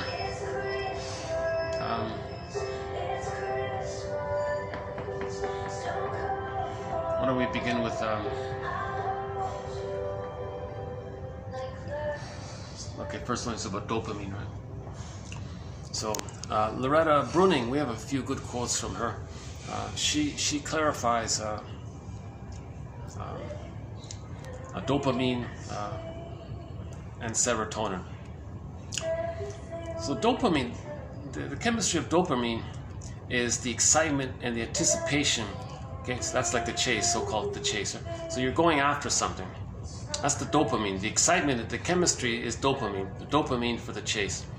Now, what are you chasing? What are you going for? Well, you're chasing for something, and if you get it, the prize, the reward, the thing, whatever it is, if you get it and you accomplish it, that's the thing you believe that'll make you feel safer. So if you get the thing that's going to make you feel safe, you get serotonin. So dopamine for the chase, serotonin from the catch.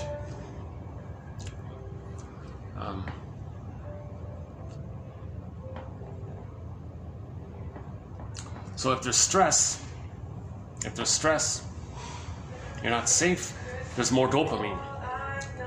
An increase in dopamine circuitry, an increase in dopaminergic, how do you pronounce that? An increase in dopaminergic, an increase in dopaminergic.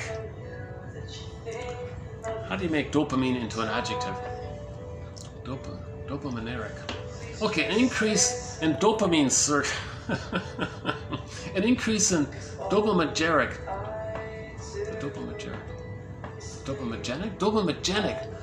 Dopamigenic. Is that right? Maybe it's a typo. Okay, never mind. An increase in dopamine circuitry. How's that? An increase in dopamine circuitry occurs under stress. Stress, you don't feel safe. You feel safe, you don't have to chase anything. If you feel safe, you got the thing. So usually, what's the thing? So what are we chasing? It depends on your psychic structure. It depends on your psychological structure. If the person didn't get the maternal love, they're going to be greedy. So they're going to chase for anything that's symbolic of goodness. If the person got the love, they may just chase for things that enriches their self-expression. So it's going to be different according to the personality on where the personality structures seem to, according to one theory, center around where the trauma takes place along the developmental continuum between birth and 3. If the trauma takes place in the first 4 to 5 months, you got a bunch of personality patterns around that. Okay? So what's going to make them feel safe is the reenactment of what rejected them. So they're going to, if the trauma takes place, what makes them feel safe is the reenactment of that phase. For the codependent pattern, and so on. Now, for the normal, healthy person, they feel safe with little things because they generally feel safe within already because they got the psychological birth. They have ontological self. So, in the psychological birth, the person has the emotional self, the psychological self, the ontological self. I feel, therefore I am. So, since they're connected to themselves, since they feel at home within, they generally feel safe. So, little things are fine. So, their dopamine isn't too manic, isn't too aggressive, and what little things can be pleasurable for them. A little flower, a little thing, sculpture. It because they generally feel safe with the psychological birth. But with trauma, they don't have the psychological birth. So they're in this more manic, desperate chase thing. So they're the more manic chasers, hypomania kind of thing. Well, that's cute. The couple is taking a photo in that heart sculpture. Okay, for privacy reasons, I won't show it to you, but there's a lady sitting in the center of that harp sculpture. She's got a smile from ear to ear, and her husband is taking a bunch of photos of her.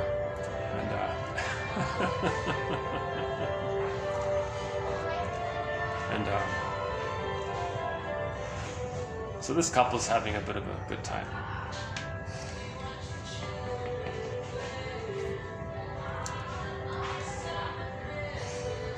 Okay.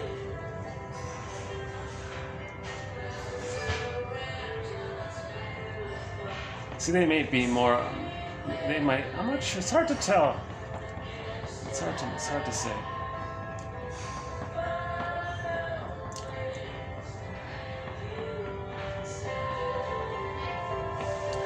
Let's see. How do they walk together? It's hard to tell. I can't tell. Yeah, that's so they left. So there's the heart sculpture I was talking about.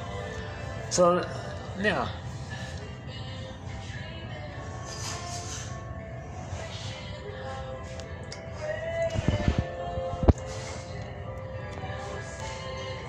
Okay, so dopamine for the chase, serotonin from the catch.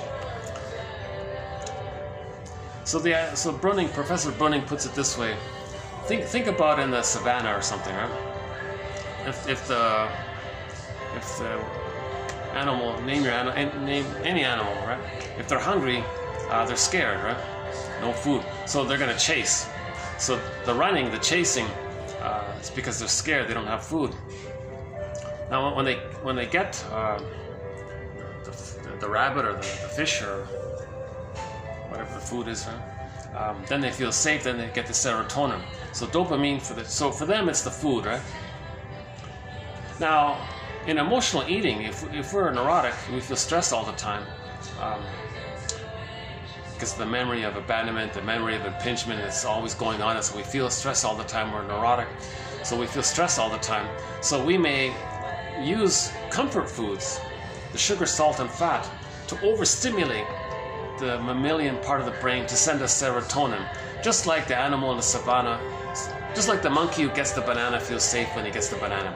So the monkey reaches for the reaching. That's the dopamine. He's reaching for. When he gets the banana, he gets the serotonin. Okay, so dopamine for the anticipatory, reaching, active, chasing, getting. Then the result, he achieved it. The achievement, the possession of it, gives him the serotonin. Right?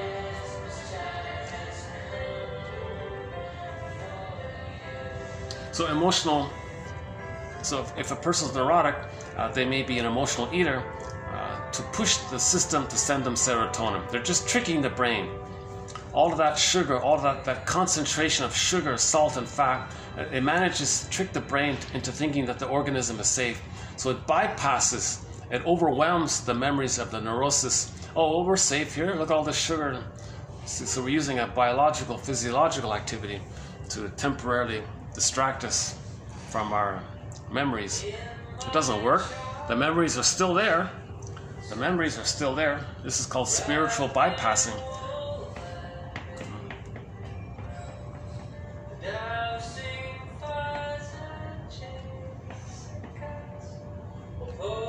Okay, so under stress, whatever is causing the stress for the person, neurotic stress, actual physical outer stress, the stress based on what kind of personality you have. So the more stress there is, the more dopamine. Now, if we're under stress, our so-called prefrontal cortex, the executive part of the brain that helps us to be logical, measured, and to defer gratification, becomes offline, quote-unquote disconnected. So in the movie Inside Out, joy and sadness, got disconnected. They went into the other world. And what took over? The amygdala. Subcortical areas take over, resulting in increased impulsivity. Okay, so in the Disney movie Inside Out, we saw that. Fear and anger, they're very impulsive kind of people.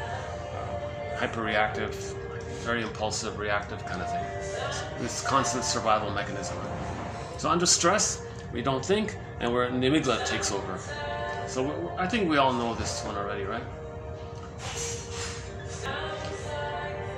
Okay, so related to this is emotional eating and buying things we don't need.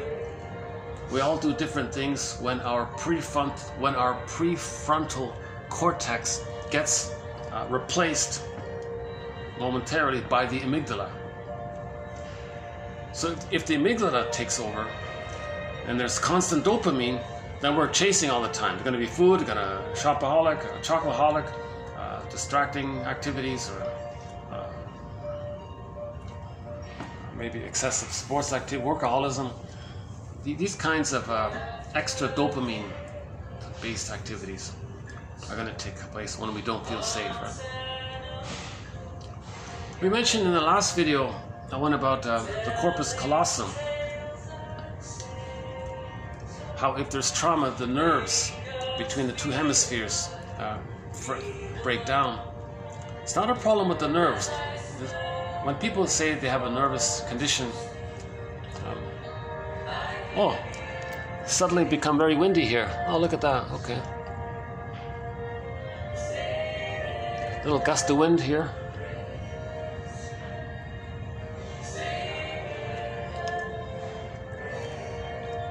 So a couple of videos ago, by the first female shrink, she's officially the second female shrink in North America. Josephine Jackson wrote a self-help book called Outwitting Our Nerves. She makes a big point about this. She said, this phrase, I have a nervous condition, I have a nervous problem, nervous suffering. Don't blame the nerves. That's just the cables. They're just the wires, like the mailman, just the messenger things. It's us is the issue. Don't blame your nerves, blame yourself. So if there's too much stress going down the nerves may snap or something. Now we have nerves between the two hemispheres. That bundle of nerves is called the corpus callosum, and it's responsible for communication between the two hemispheres. Okay, so the amygdala is mostly in the right side. The prefrontal cortex, I think, is mainly on the left side. Now, emotionally abused children have smaller corpus callosa. So the quote we had recently was, it's 40% reduced. So if the baby's abused, the line between the two sides, so he won't think clearly, he'll be impulsive. The amygdala is overactivated because of the line there. So one suggestion was, if the Disney company makes a sequel to the movie Inside Out, they could have the character talk about her issues. Grief is healed when it's witnessed by a caring other. As she's crying on the outer world, little men in the brain are repairing the wires between the two sides. As the nerves are being repaired because she's grieving and healing on the outside. Heal the person, heal the body.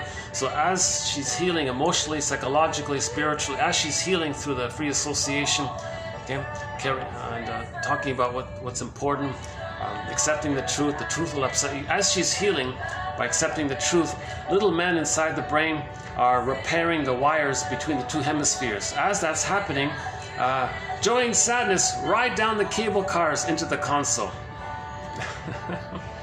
Well, here's another cat. This one's all orange. I hope you can see him there.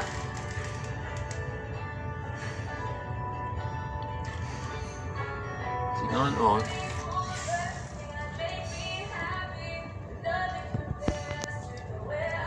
These cats have a little world of their own running around here.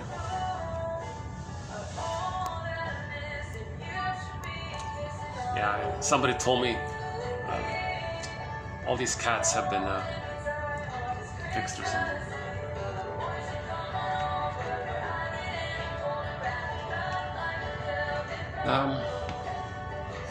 Okay, last one here. This phrase, disorganized attachment, it's sometimes related to disassociation, but they mean it in a more general term. If the child has an insecure attachment style, it may be organized still somehow. It's always avoidant, or always anxious, or always reactive. Sometimes it's or always disassociated. Now, sometimes they use the term disorganized, means it's just so. So his example here was the little boy had an abusive father. The father took him to the park. No, the example was, there were two fathers. So father A and father B, they both have little sons. They don't know each other, they're separate, right? So the child sees a scary dog barking at the little... Okay. So child A runs to the father, and he's safe. The boy feels safe with the father. Father says, I'm here, everything's okay. And the child calms down. They look at the dog, and finally they end up playing with the dog, so everything was good. So that's considered a sort of organized kind of attachment. A functional attachment somehow. Now child B later on sees the same dog, and he's terrified of that dog, just like the first child was. Now he wants to run to the father. He takes a step and then he freezes. He can't go to the father. The father's worse than the dog. So he's disorganized. He can't do anything. He cannot, this child B, cannot use his father as an attachment figure, typically because either consciously or unconsciously, his parenting style is abusively harsh or emotionally cold and helpless. So the parent is useless. Well, I would think in the case of the schizoid father, I would think that the child would rather have a cold, detached refrigerator father than to face the barking dog. So I'm not sure about that one. But the abusive one, yes. The child would be afraid to run to the father for comfort and may think that the dog biting him might be not as bad as the father beating him or something. So this child is like frozen. He's in a staticky, crazed state. What do? I go turn left. I'm going to be hurt by the dog. I turn right. I'm going to get punished by the father. He doesn't know where to go. Now he may disassociate. That's the disassociative one. But the disorganized and the disassociative ones are often together. But she's making a distinction here between the two. So it's called disorganized. So anytime a child feels damned if you do, damned if you don't kind of thing, he's in a double bind. He's in a double bind. If he stays, he thinks the dog might attack him. If he runs for safety to the father, he thinks the father might beat him. He's in a double bind. So that's their idea of the disorganized attachment B. So we'll have to update this one about the disorganized attachment style. I'm not too familiar with that one. What are we doing here?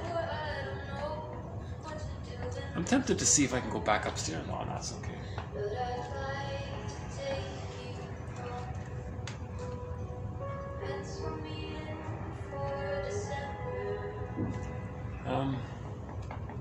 I think that's it today. Today's sort of a lighter, in terms of material, in terms of content, I feel like today's sort of on the lighter side. But we've covered a lot of great material here. Today it's sort of just average material, less than average maybe. But you never know, sometimes a quote like these three can support future quotes. So I'm kind of open-minded to where these ideas go in the future. Contrary to Walpole's aphorism that the world is a comedy to those who think and a tragedy to those who feel, this client's daily life is made tragic by the absence of feeling. If he doesn't have this feeling, he's going to repeat. He's going to reenact. That means he's not living in the present. The present becomes a new edition of the past, and he does it again and again. So that's sort of tragic. He's not enjoying the present because he lost his feelings. That's the trauma. We lose our feelings. We reenact and replay and repeat what happened around that in the present to see if we can get back our feelings, to see if we can change the past and have our feelings. That's the tragic. So trauma is really a tragic thing for anybody. It's a curse. They call it here, yeah, a spell cast or a curse. Unlaid ghost, the memory of it all. If all the child has in terms of any kind of identity is that memory of the false belief that he's a little god, then he'll just chase that the rest of his life. So that's the narcissistic pattern. It's just he thinks he's number one, doesn't care about others, utilitarian, useful, and so on. In the process of that, he'll be manipulative, he'll lie, seek power and control, no regret, no empathy, doesn't care. This whole kind of exaggerated self-importance, that's the grandiosity. Privilege, that's the entitlement. Of course the baby is entitled to receive. So he's stuck in that state of still receiving. He doesn't give. No way. They don't give, they just want to take in. Extremely selfish, extremely self-centered, egotistical. Now they may mask it over with some kind of facade of some kind of charming, deceptive talk or something. Because the childlike state, their antenna is very sensitive, so maybe that helps them to be charming. Now they can still get 10 PhDs on the wall. That doesn't change it.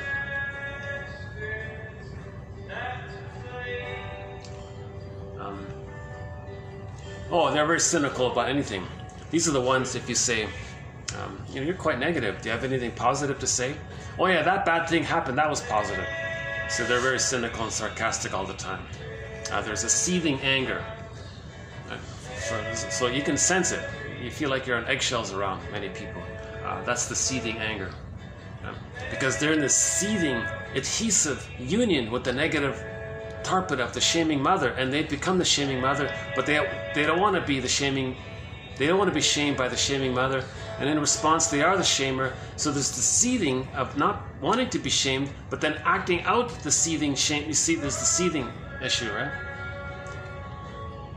They're being shamed while they're shaming, but they're still being shamed because of the fusion.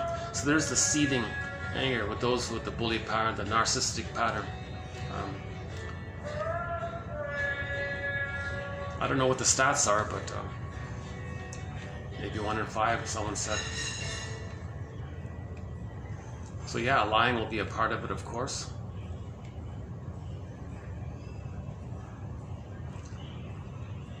Here we talked about the splitting one. The 2 novels. Oh boy, yeah, the novel. That's a huge topic. I don't think I can redo it here. I've tried to talk about it a few times in the past, about the plunder system. We talked about Homo botoensis. 10,000 years ago, we went from Homo naturalis to Homo economicus because of the panic. So part of it, just a part of it is roughly 10,000 years ago, humans discovered farming and agriculture. So that's like a huge reward. It's like winning the lottery. So we got this huge serotonin. Remember the thing you get makes you feel safe, you get serotonin. So everybody won the lottery and got all of this serotonin. The brain may be habituated to it. Now when something gives you serotonin, now when you don't get, what's the lighting here? Still okay with the lighting? Maybe I can turn around again. Let's try this. Is that okay? Can we get the heart in there? Partially, yeah. Well, there's the heart sculpture.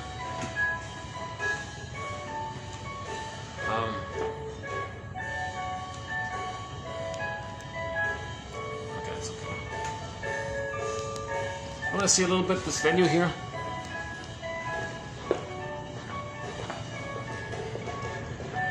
See, a Sunday afternoon, I don't think they have lunch here, yeah?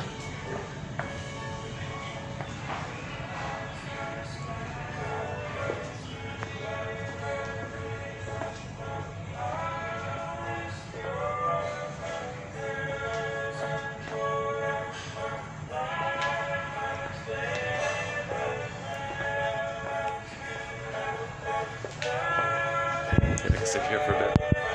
Here's a nice little spot here. Oh, here's a nice little spot. Hey, let me get my laptop. Hold on a second.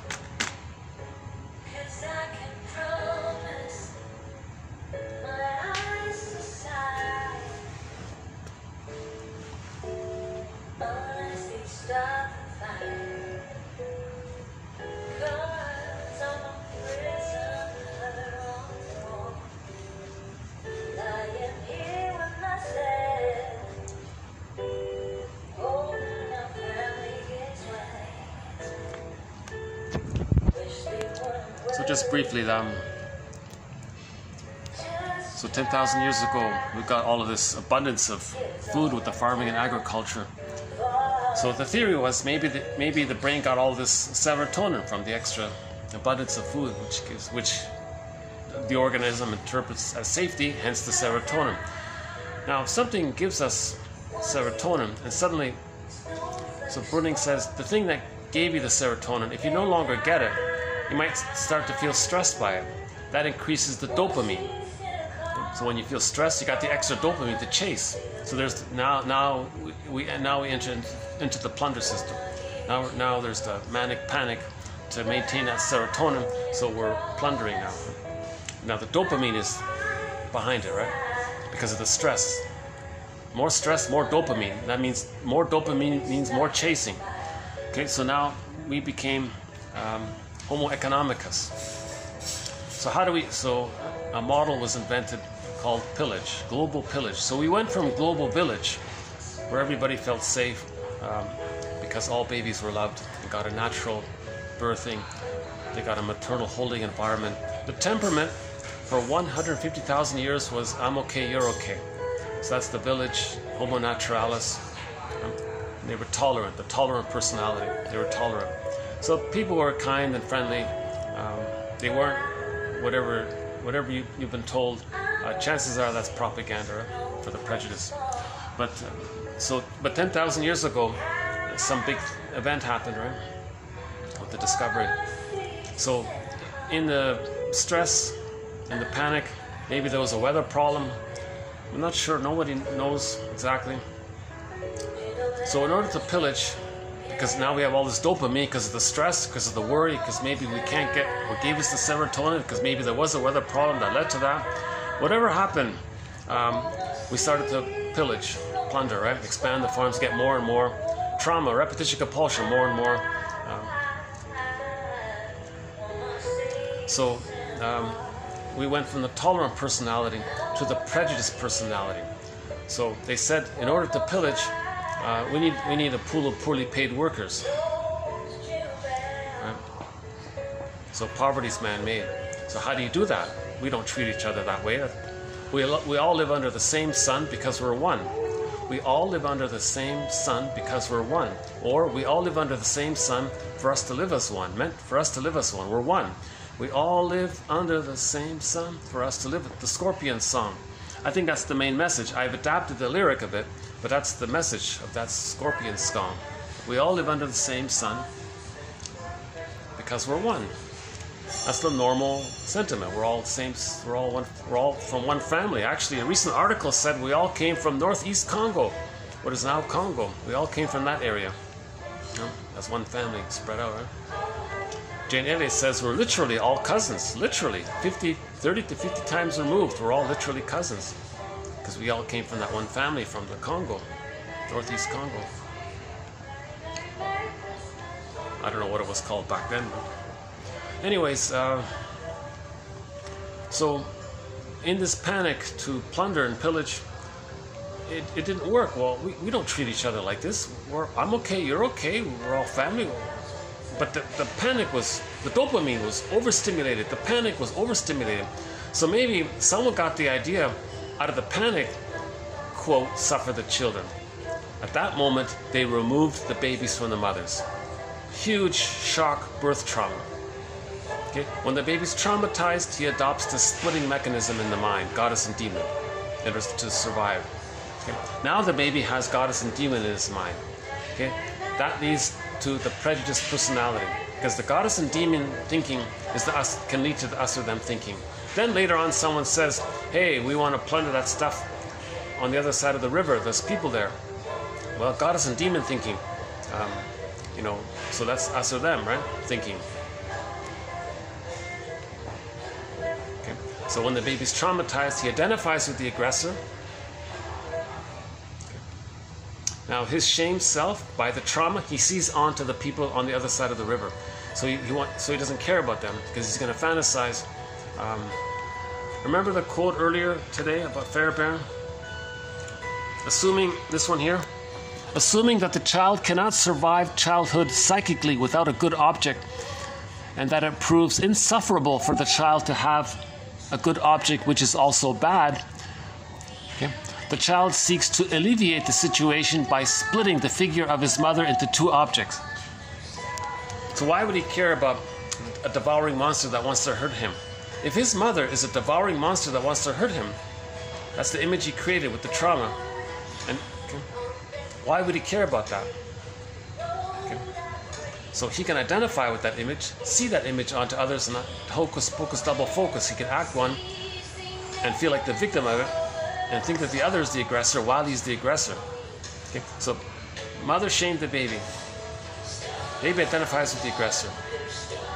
Person sees his innocence onto others, shames the other to reenact how the mother shamed him. Hocus pocus, double focus. Simultaneously, at that simultaneous moment, no time, he sees that the aggressor just shamed him. Now he feels justified that the devouring monster's over there. Okay, so there's your prejudice, right? So us or them, right? The monster, goddess and demon. Recently, someone said garden and jungle. Same, still going on, this mentality. That's the symptom of trauma. Prejudice is a symptom of trauma. The ongoing use of the splitting mechanism is a symptom of trauma, infantile trauma. So the babies are traumatized, put it that way. In order to create the prejudiced personality, because the prejudiced personality is needed to create a pool of poorly paid workers, us or them. Now the pool of poorly paid workers, they do all the work. They build everything, they dig up everything, they do all the work. And they're treated very badly by this. They're just kept. It's an incredible history, unimaginable history of pain caused by this. So it's very appropriate to this quote here by McGowan.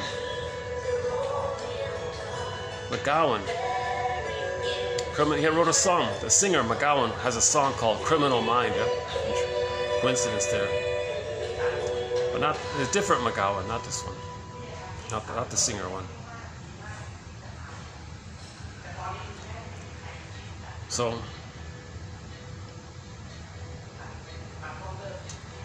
right, and then you rationalize it. Then you make excuses for it.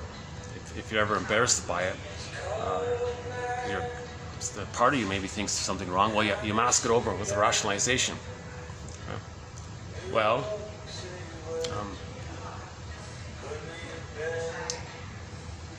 You just make up anything, and then the skin tone issue came in. Well, those are the shaded brown skin tone. Those are the shaded beige skin tone. That can click. Okay, either or. Any difference you can pick out. They're on that side of the river. We're on this side of the river. Click. Anything you can do with anything. You know? Those in Tower A and those in Tower B, click, you can do it with anything. You can just make up anything. You just say anything to click up the goddess and demon. The plunder system, all you want to do, the guy just has to stimulate the clicking up of the goddess and demon mentality. Then you identify with one, project the other, reenact the trauma from the nursery at the birth trauma, and it's repetition compulsion, and this is the psychology engagement of the plunder system. So this went on for thousands of years. Somebody wrote a novel about it and said that this memory enters into the mother and baby nursing situation, and the baby's overwhelmed by this because he'll identify with the aggressor. Sometimes, yeah. So we have that's part of the prejudice thread. Now, part of the plunder system is that there's an innate drive for healing. How do we block healing? Enter religion. Because religion is designed to maintain the splitting mechanism. Religion says, keep on using the imagery of goddess and demon. Don't heal the splits, keep the splits. We need you to maintain the splits because that's what's needed, because we want you to have the prejudiced personality, because religion is an arm or a tool of the plunder system. It just prepares people to plunder. Now, we're not talking about the victims of the plunder system, so we're just trying to understand the psychology here. So religion entrenches the goddess and demon mentality. Now, to keep people in that state of splitting, to reinforce it, one gambit of religion is to imagine the breast in the sky or the placenta in the sky. Describe what the goodness that the placenta offers, the goodness of what the breast offers, but don't use the words placenta and breast. Switch it with some sky god term or something. Get people in the audience. So the speaker at the podium says, hey, imagine this in the sky, knows you, loves you, protects you, unconditional, accepts you, no matter what, it's there for you. You feel badly, it's there for you, accepts you. In the womb, the placenta took away the waste, provided the love. The nursing, similar, the mother metaphorically metabolizes the baby's distress, still provides the love. So that's what was missing in the trauma, right? So imagine the good breast in the sky offering you that. You go, wow, now that might trigger up the blissful symbiosis. Whoa, what a feeling. Then you're a believer? Yes, I'm a believer. Okay, put money in the basket. I'll see you next time. So tricking people to revive and relive the unfinished symbiosis or never had symbiosis, trick people to get the old symbiosis of what they felt in the womb or maybe shortly afterwards. Okay, that keeps people in that infantile state. Now that preserves the fusion, that preserves the splitting preserves the prejudice mindset needed for the plunder system. So religion is the psychology of brainwashing for the people to administer the plunder system. And then so they're not aware of this. So but the mind is being prepared, menticide. The mind is being brainwashed for that. Then the PR guy comes in, says, hey everybody. Now, he's not going to say this, but what he'll say is, what he means is, remember when you were a baby and you were traumatized and you created splitting? You survived, didn't you? Well, I want to revoke that. I want to revive that. Okay, so us on this side of the river and those on that side of the river, you see? Now we want the stuff on that side of the river, and so us and them, so goddess and demon. So just click up the goddess and demon. Oh, now they're all excited. Dopamine, stress, dopamine, chase, get. Stuff over there, gets. Right? So this is, the PR guy just wants to evoke the splitting mechanism which religion entrenched, which the birth trauma initiated. You see? So he'll just make up some excuse. While over there, you see, they eat too much. Look at their dancing. It's different from our dancing. Oh, different. You know, we dance this way, they dance that way. Click, click, us and them. You know, you can say anything. The PR guy can just make up anything. You can just make it up. It doesn't matter. There's this urgency to reenact what happened. So they don't care. You can just say anything. He can just wink at them and they'll get excited. It doesn't matter. They don't care. When people are traumatized, they're in timeless pain. So they want to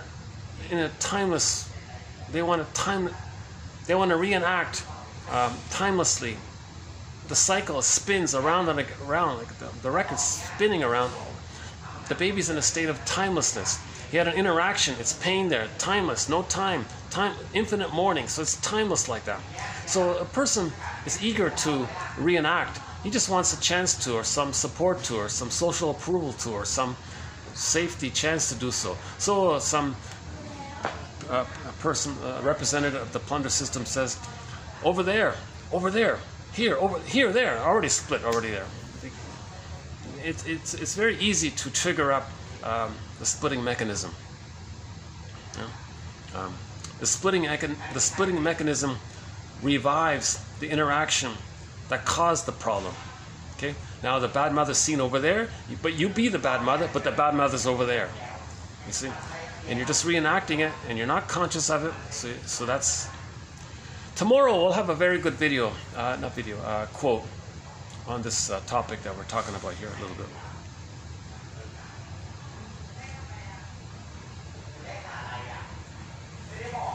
We talk a little bit about some of the tactics of the PR, the logical fallacies, and if you can't dazzle them with brilliance, baffle them with bull. That's one of them. Recently we did non sequitur and begging the question, some of the logical fallacies. Yeah, he said all logical fallacies are non sequiturs. So we talk about straw man and red herring and equivocation, and a few others. And then Jane Elliott's work about the educational system. The educational system, like religion, is there to entrench and brainwash the prejudice. Because they're going to only select. Well, the work of Jane Elliott has won a Golden Windmills of the Mind Award. She explains how the educational system promotes prejudice. And it's a lot of what she says is very convincing. And she says, if you graduate high school and you're not prejudiced, it's a miracle. You should have gotten an F. In order to graduate, you have to demonstrate the splitting mechanism. Because of the stories and the textbooks and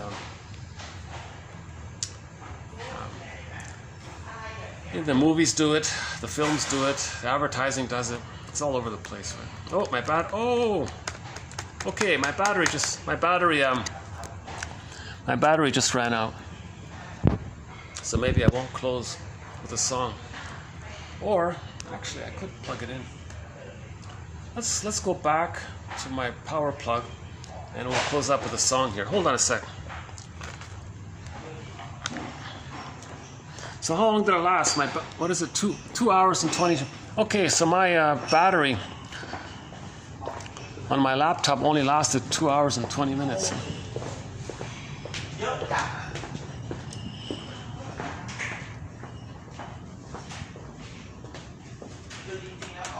Okay, I brought the plug here. Hold on a sec.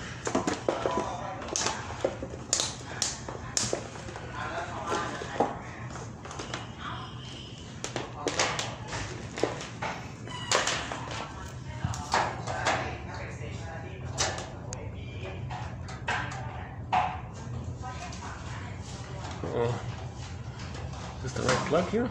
It doesn't, these plugs, it doesn't work. These ones, hang on, oh, there it is, okay.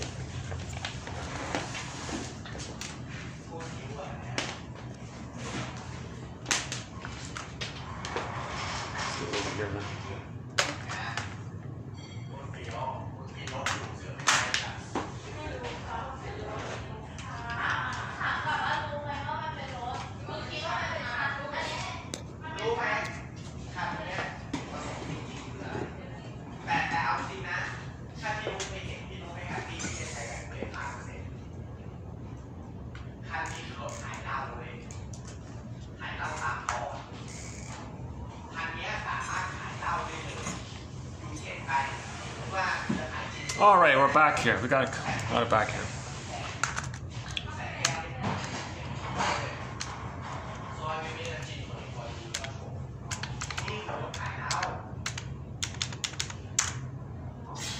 Okay, so we got our quotes back here. That's good.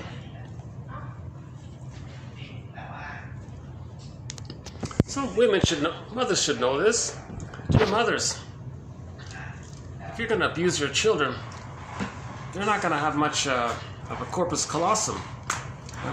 And many people make the joke that men have a dirt road between the two hemispheres, so it takes a long time for them to think reasonably or get their feelings. And the communication is damaged between the two hemispheres. Women maybe have it a little better off, I guess. I'm not sure. They're considered to have a highway between the two sides. I'm not sure about that one. But yeah, anytime we're stressed, the dopamine is activated. Now, with the activated dopamine, we're going to chase. So there's running to the fridge to binge eat. Oh, there it is. I was like, and his other example was buying things you don't need. Why are you buying all these things? You don't need these things. I gotta have it. I gotta buy it. You're just trying to get the serotonin. So all of this all of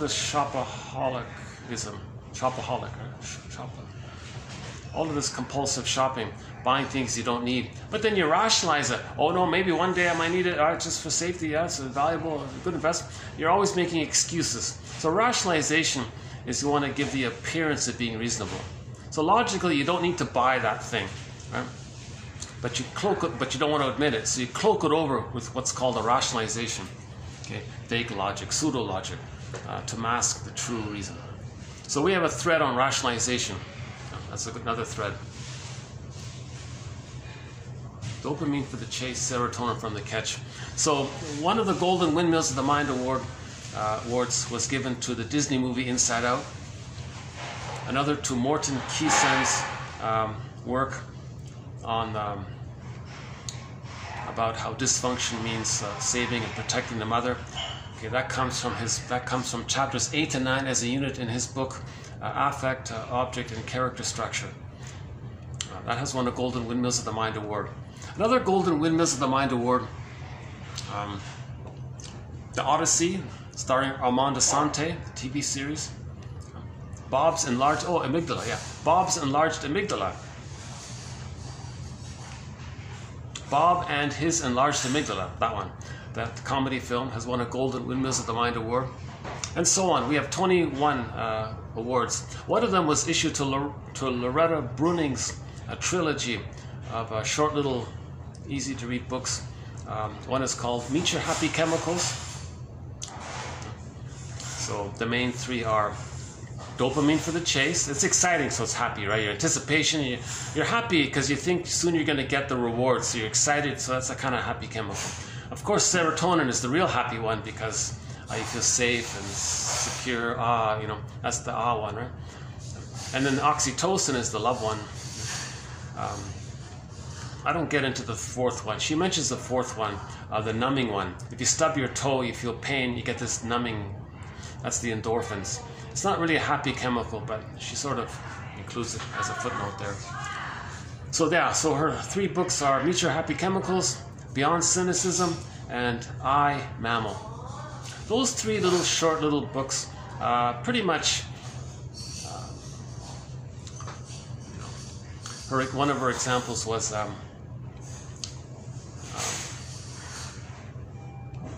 the little boy is in pain, right? So he imagines he's a superhero.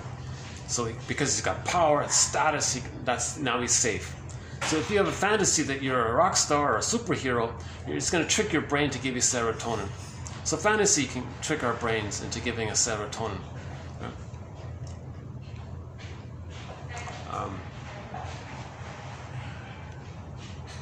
Literally, if you're at a concert, your favorite singer's up on Joni Mitchell's up on the stage there.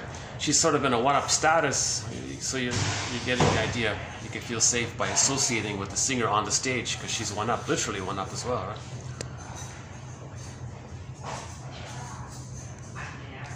right?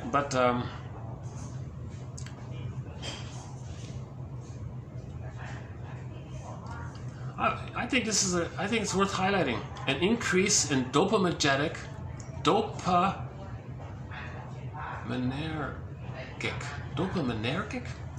An increase in dopaminergic.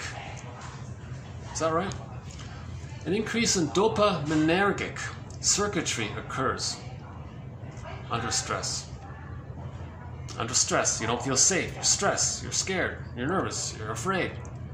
When you're afraid, the dopamine kicks in because dopamine is the excitement for the chase to get the thing that'll make you safe. You see? So our reasonable our frontal cortex Remember, Homo botoensis didn't have a prefrontal cortex. So they didn't really think and have language and all that. So before Homo sapiens, we were Homo botoensis, right? According to one theory. So under stress, our prefrontal cortex shuts down, or becomes disconnected, or goes offline, and the subcortical areas, the limbic system, right? Mainly the amygdala. And the amygdala is all about impulsivity, hypervigilant, hyperreactive.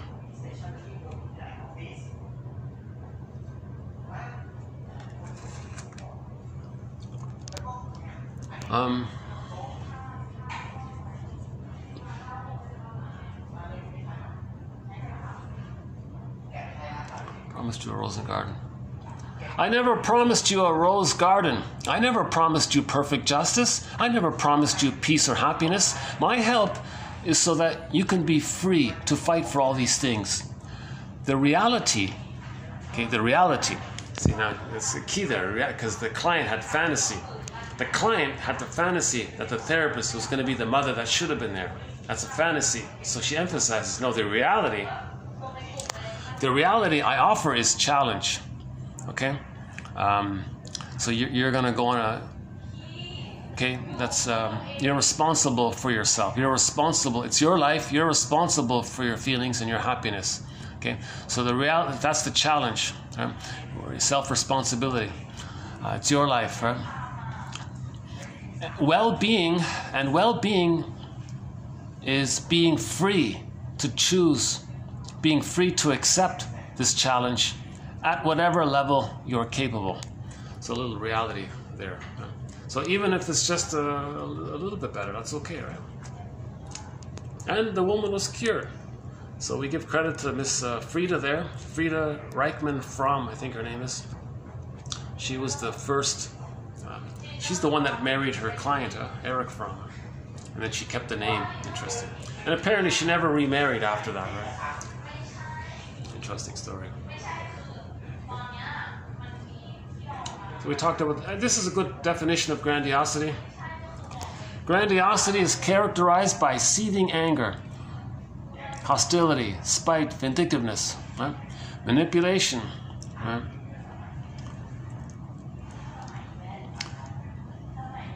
So all of that lying we talked about, manipulation, all of that lying.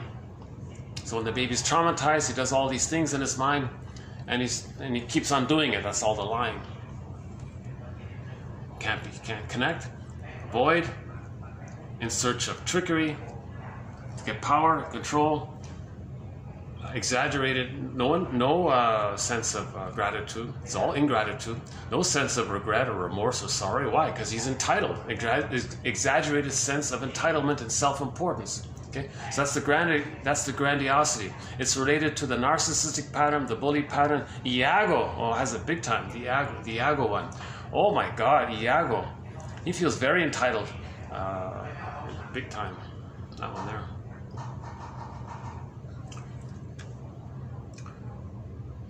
And the first quote here, 2468, a lot of question marks here.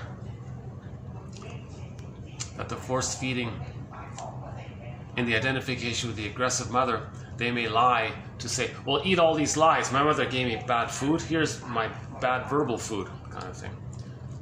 Lying symbolically represented a wish to feed her friends bad food.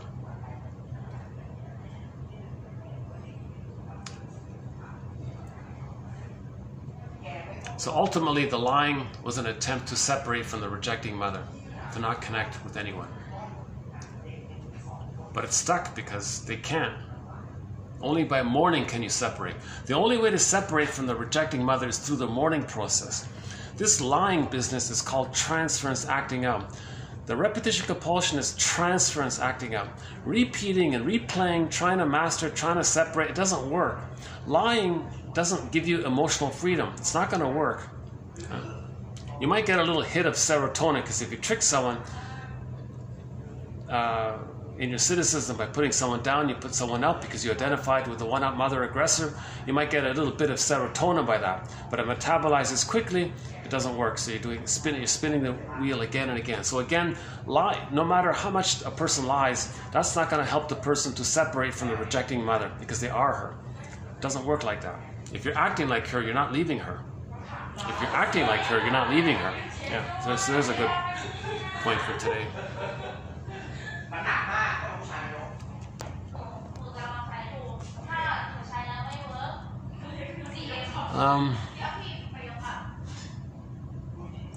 Okay, the gullibility. So the one who is too pampered, they might be too gullible later on. What about disassociation?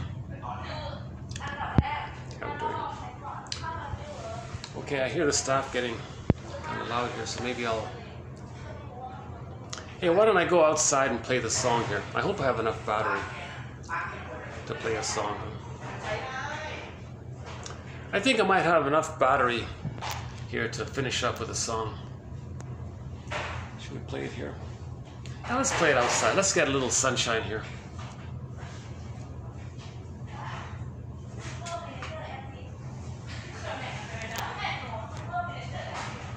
Why don't I start the song here and just walk around a bit with it. So let's play a song we haven't played in a while.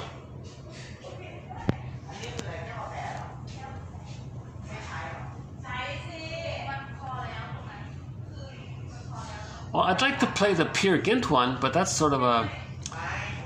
I'm not sure if you'll hear it with all the noise in the background.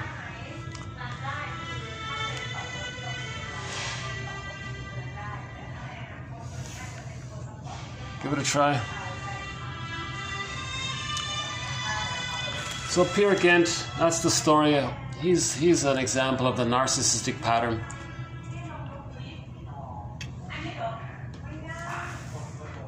This is Solveig's song. So Solveig represented Peer Gynt's soul.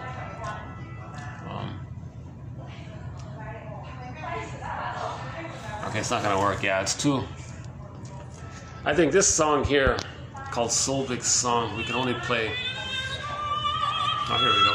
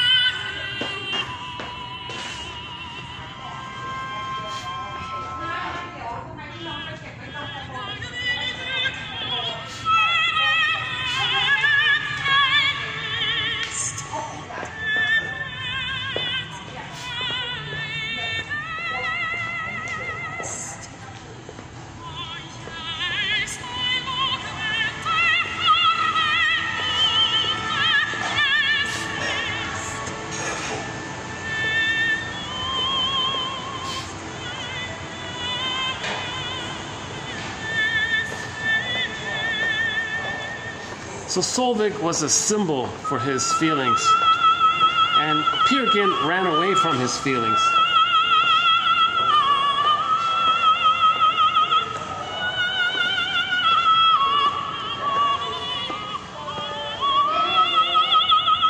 Let's see if I can say it.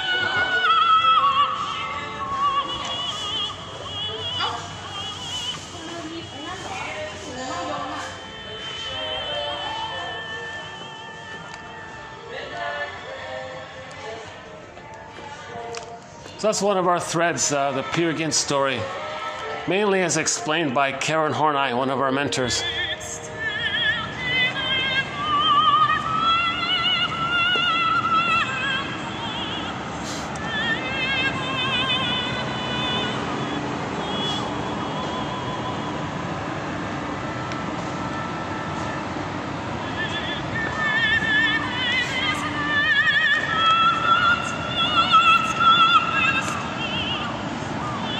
That's where we came from, up there.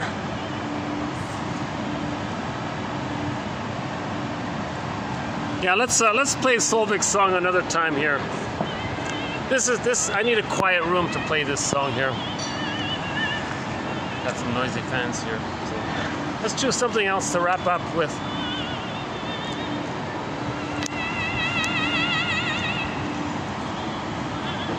But Solveig's song from the Peer Gynt opera by Elizabeth Grunner from Germany.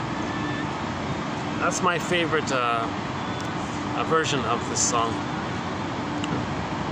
So Peer Gynt ran around in his manic defense, greedy, selfish, didn't care about others. Basically a sort of a Don Juan kind of type, narcissistic, selfish, greedy, etc. Now, throughout the whole story was Solveig in the background. Like in the story of Narcissus, Echo was in the background, similar idea. But the difference is that at the end of the story, Peer Gynt had some little inkling. Wait a minute, was it all wrong? Did I miss something? And that's Solveig is the voice of that. Oh, you missed me. I was here, but you ignored me. Now, Narcissus completely didn't get it. So Peer Gynt is maybe like a little bit of an evolution from the Narcissus, right? So that's from Ibsen there.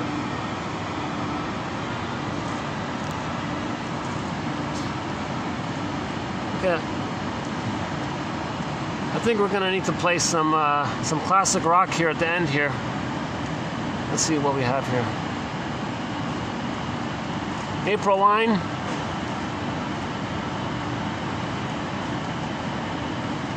Okay, we could play April Wine. Castle by the Sea, maybe. Dan McCafferty. Let's see, Jose Feliciano. Pat Benatar. Santers, yeah.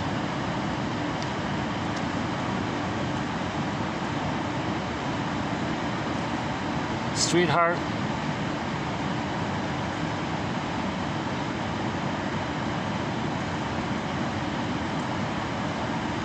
Okay, let's play the April Wine song then. A song called Talk to Me.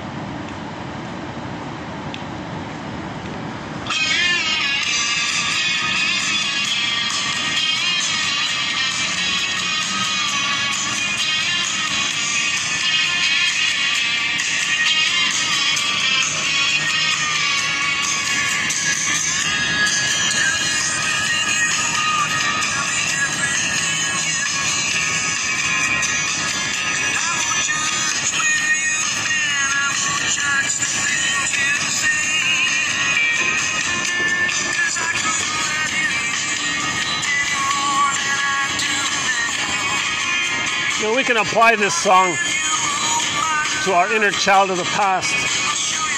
So if we think about our own wishes to say what we needed to say as a child, we can then say, talk to me. So we're looking for ourselves. Talk to me. So inner child, me as a child, you can speak now. You're safe now. It wasn't safe back then, but now you're safe.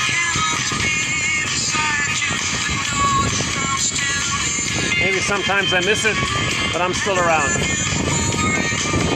I love, okay, you love, right? So we can apply this song in different ways.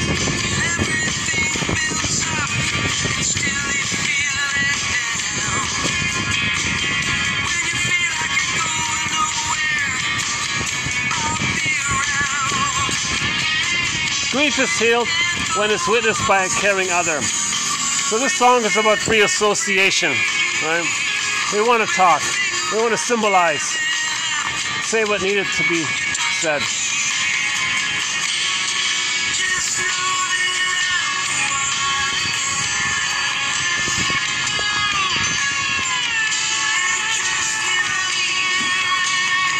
This song was originally written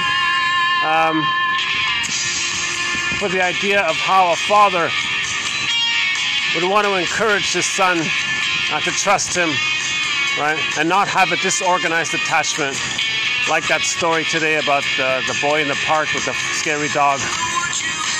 Little boy, if you're scared of the dog in the park, well, you can come to me and talk to me about it. I'll be here.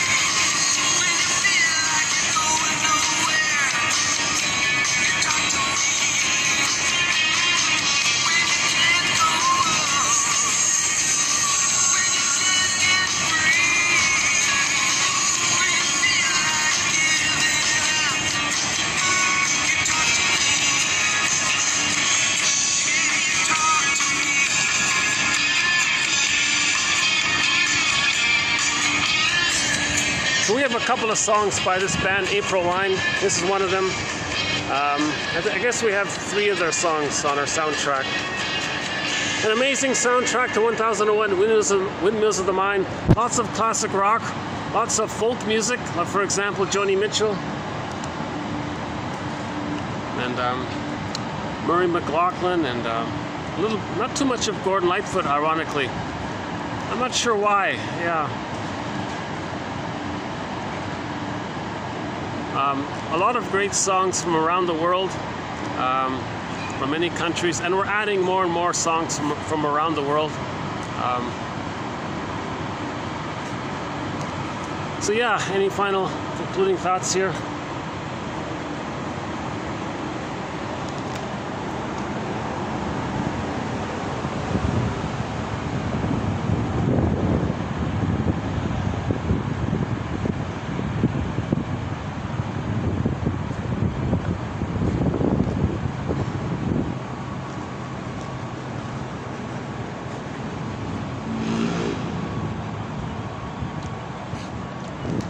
Well, the thought that sticks to me from today's video is this whole issue of how dopamine is increased when we're stressed.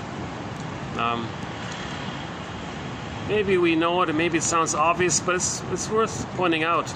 If we feel stress, there's that do something feeling. We want to get something, right? You want to get the thing that you think will make you feel safe and no longer stressed. Right?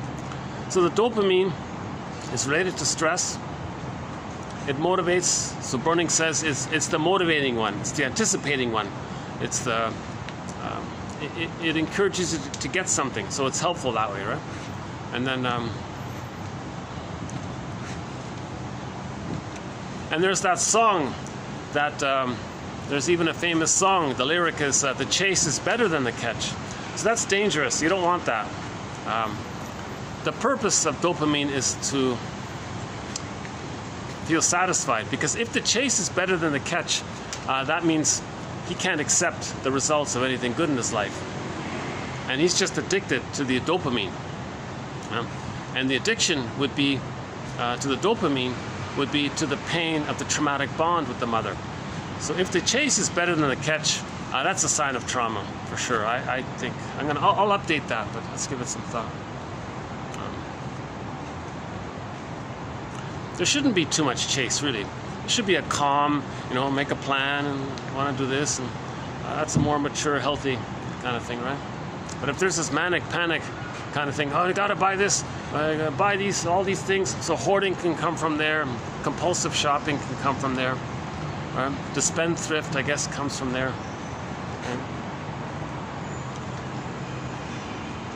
I'm surprised at how calm it is here today. This is a little. Even for Sunday, this is a little unusual.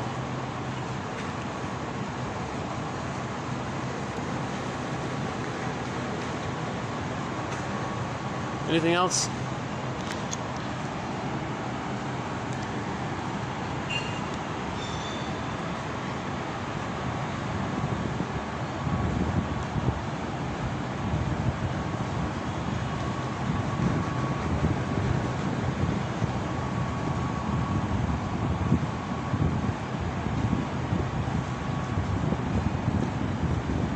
I'm not so sure about that gullibility one, personally. If the person has the codependent pattern, they use sweet lemons. They still think they're not okay and others are okay. So they may be gullible that way because they're eager to resume development and find the parent that should have been there. So they may be overly trusting in that way, not because they were indulged or anything. So I have a question mark about that one. I gotta confess, that whole first quote there by the Gettyman and Lieberman, the whole thing's it's pretty much a question mark. But the idea that lying is symbolic of the bad breastfeeding experience, and you want to communicate the bad breastfeeding experience by lying to others, that's maybe there's a little overlap. Maybe it's partly true.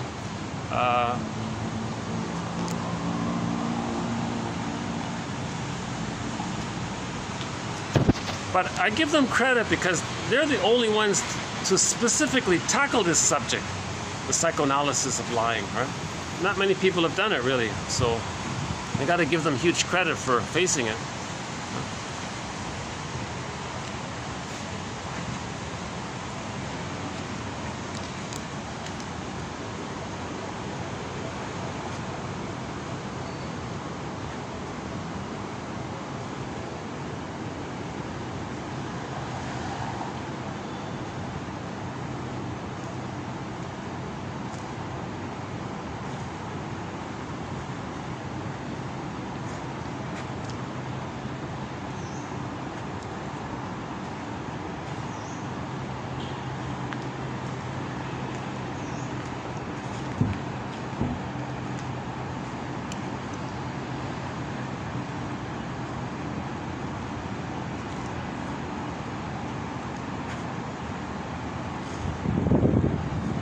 You know, I'll find out about that at the beginning of this video.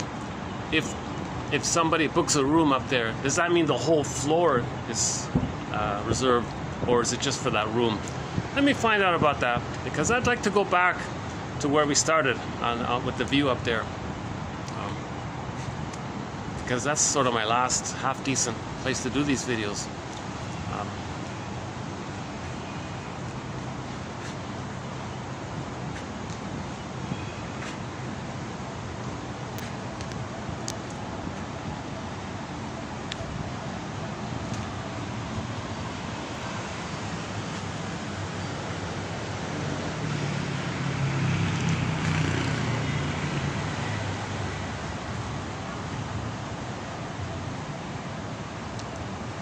Another golden Windmills of the Mind award went to the animated film of Peer Gynt, the one by Vadim Kurchevsky.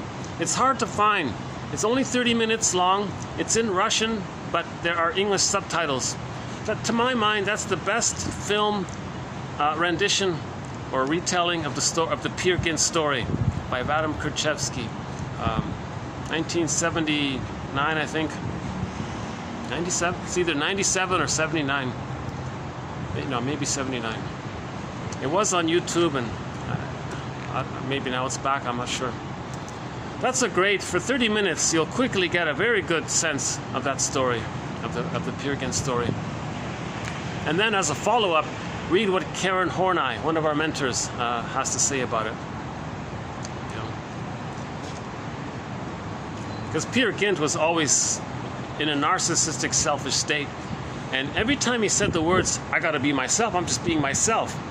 Karen, well, what self are you talking about? This fake, false, lying self? That's not our true self. Well, that's all he knows. So there's the confusion, right? And he can never understand that his false self was the false self.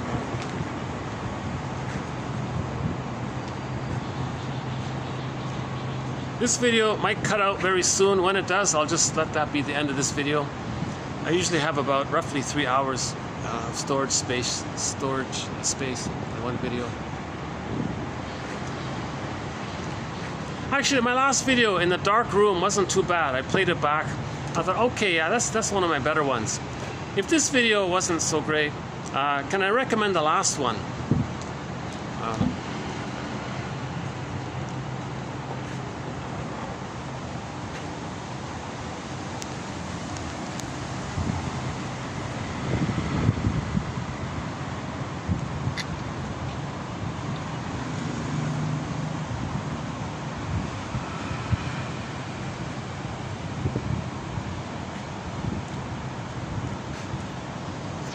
Maybe it's this nice warm breeze that sort of keeps me wandering a little bit.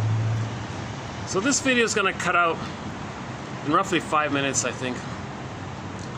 So maybe I'll just let it run out. Any questions?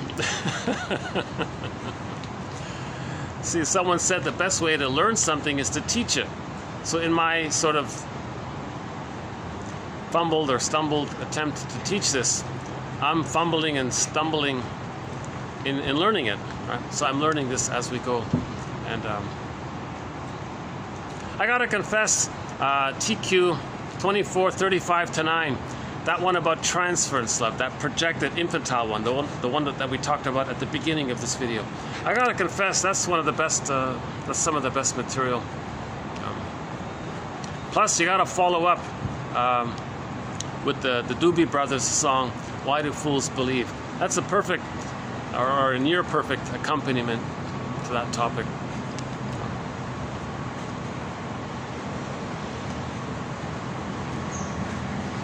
There's I don't know if we'll play it or not, but there's another song I just came across.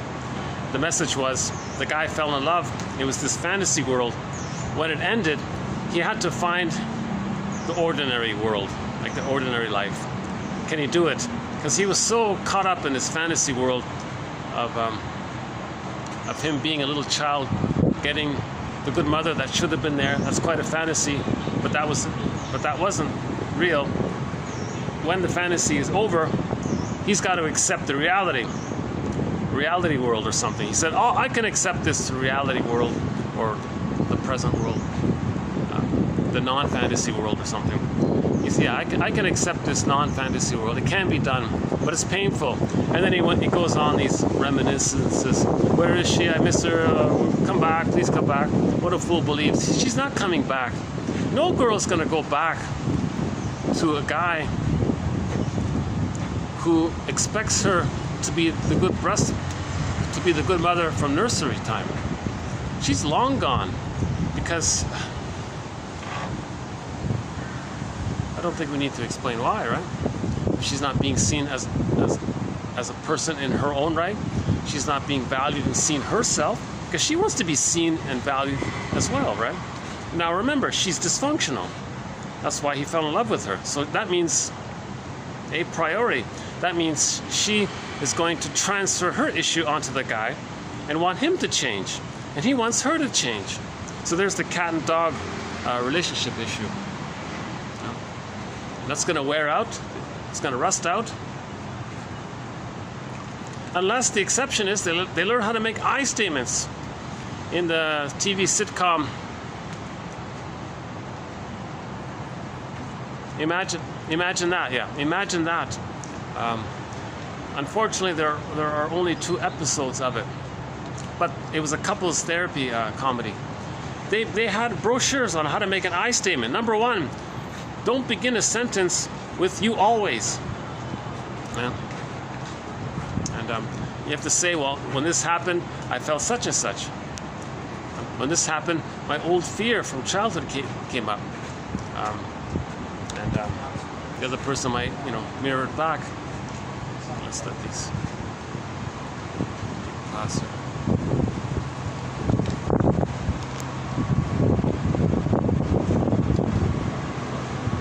So we recently talked about 2 sitcoms. One was called Help Me Help You, starring Ted Danson. But I only saw the pilot episode, but it looked very good. And the other one was Imagine That. And we played the song, the Patsy Cline song, Imagine That, which possibly may have inspired the title of that sitcom. Yeah, so bring back those 2 sitcoms. Oh my God, another Golden Windmills of the Mind Award went to the comic psychoanalysis. The best introduction to psychoanalysis is the comic psychoanalysis. Originally done in 1955 by EC Comics Book Company. 2 years ago, they reissued it. Now it's available, now it's been digitized. darkhorsepublishing.com. It's well worth the $20 or whatever it is to get this the complete run. It's only 4 episodes, only 4 issues were put out. And all in all, they discuss, they cover 12 therapy sessions. It was part of the mental hygiene movement of the 50s. They provide the best introduction to psychoanalysis there is. 12 therapy sessions using 3 fictional clients. They talk about transference, repetition compulsion, unconscious guilt. They talk about the dream interpretation, family systems therapy, the Don Juan character. Yeah, that's an interesting one, the Don Juan character. It's all a little bit exaggerated, but it's not too ridiculous. They still sort of preserve the spirit of teaching psychoanalysis. The comic, it was just a vehicle to teach psychoanalysis. The purpose was to teach psychoanalysis. So it's not some frivolous, mindless, distracting so-called entertainment. Right? So they used the format of comics to teach psychoanalysis. So 4 issues were put out. Oh my God, I think they should bring that. That should come back for sure. Huge mistake to cancel that. Oh my God.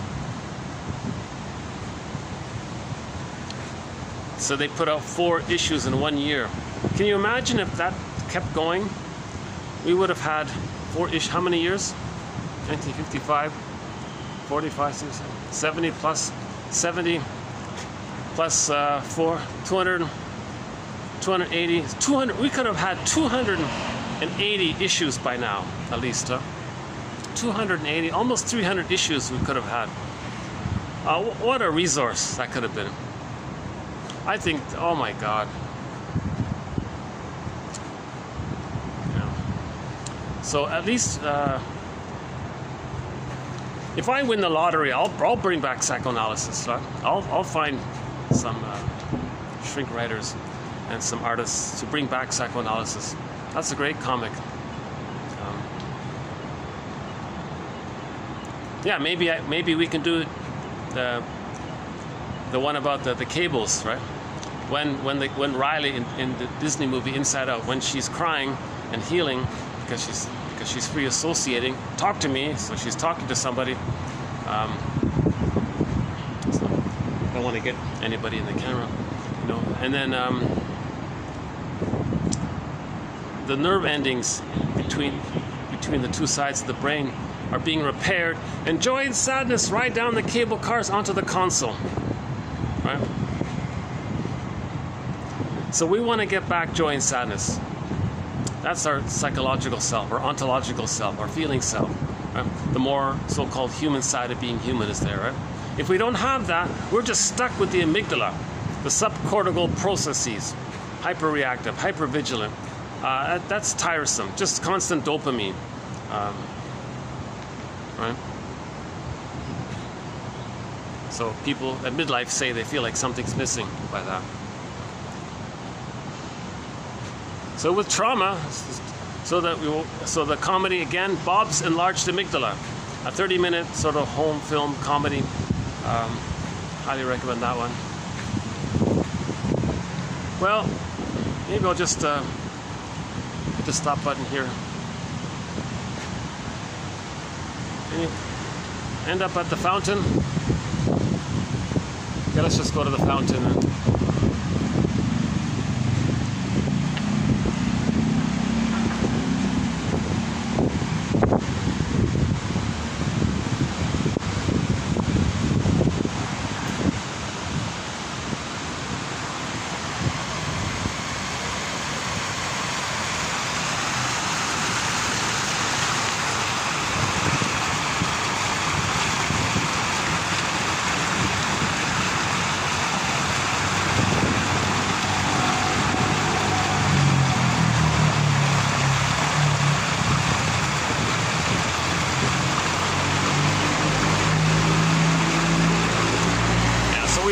Our feelings to flow, right? Like the water's flowing around in a cycle. We want that kind of cycle of flow of feelings. Okay?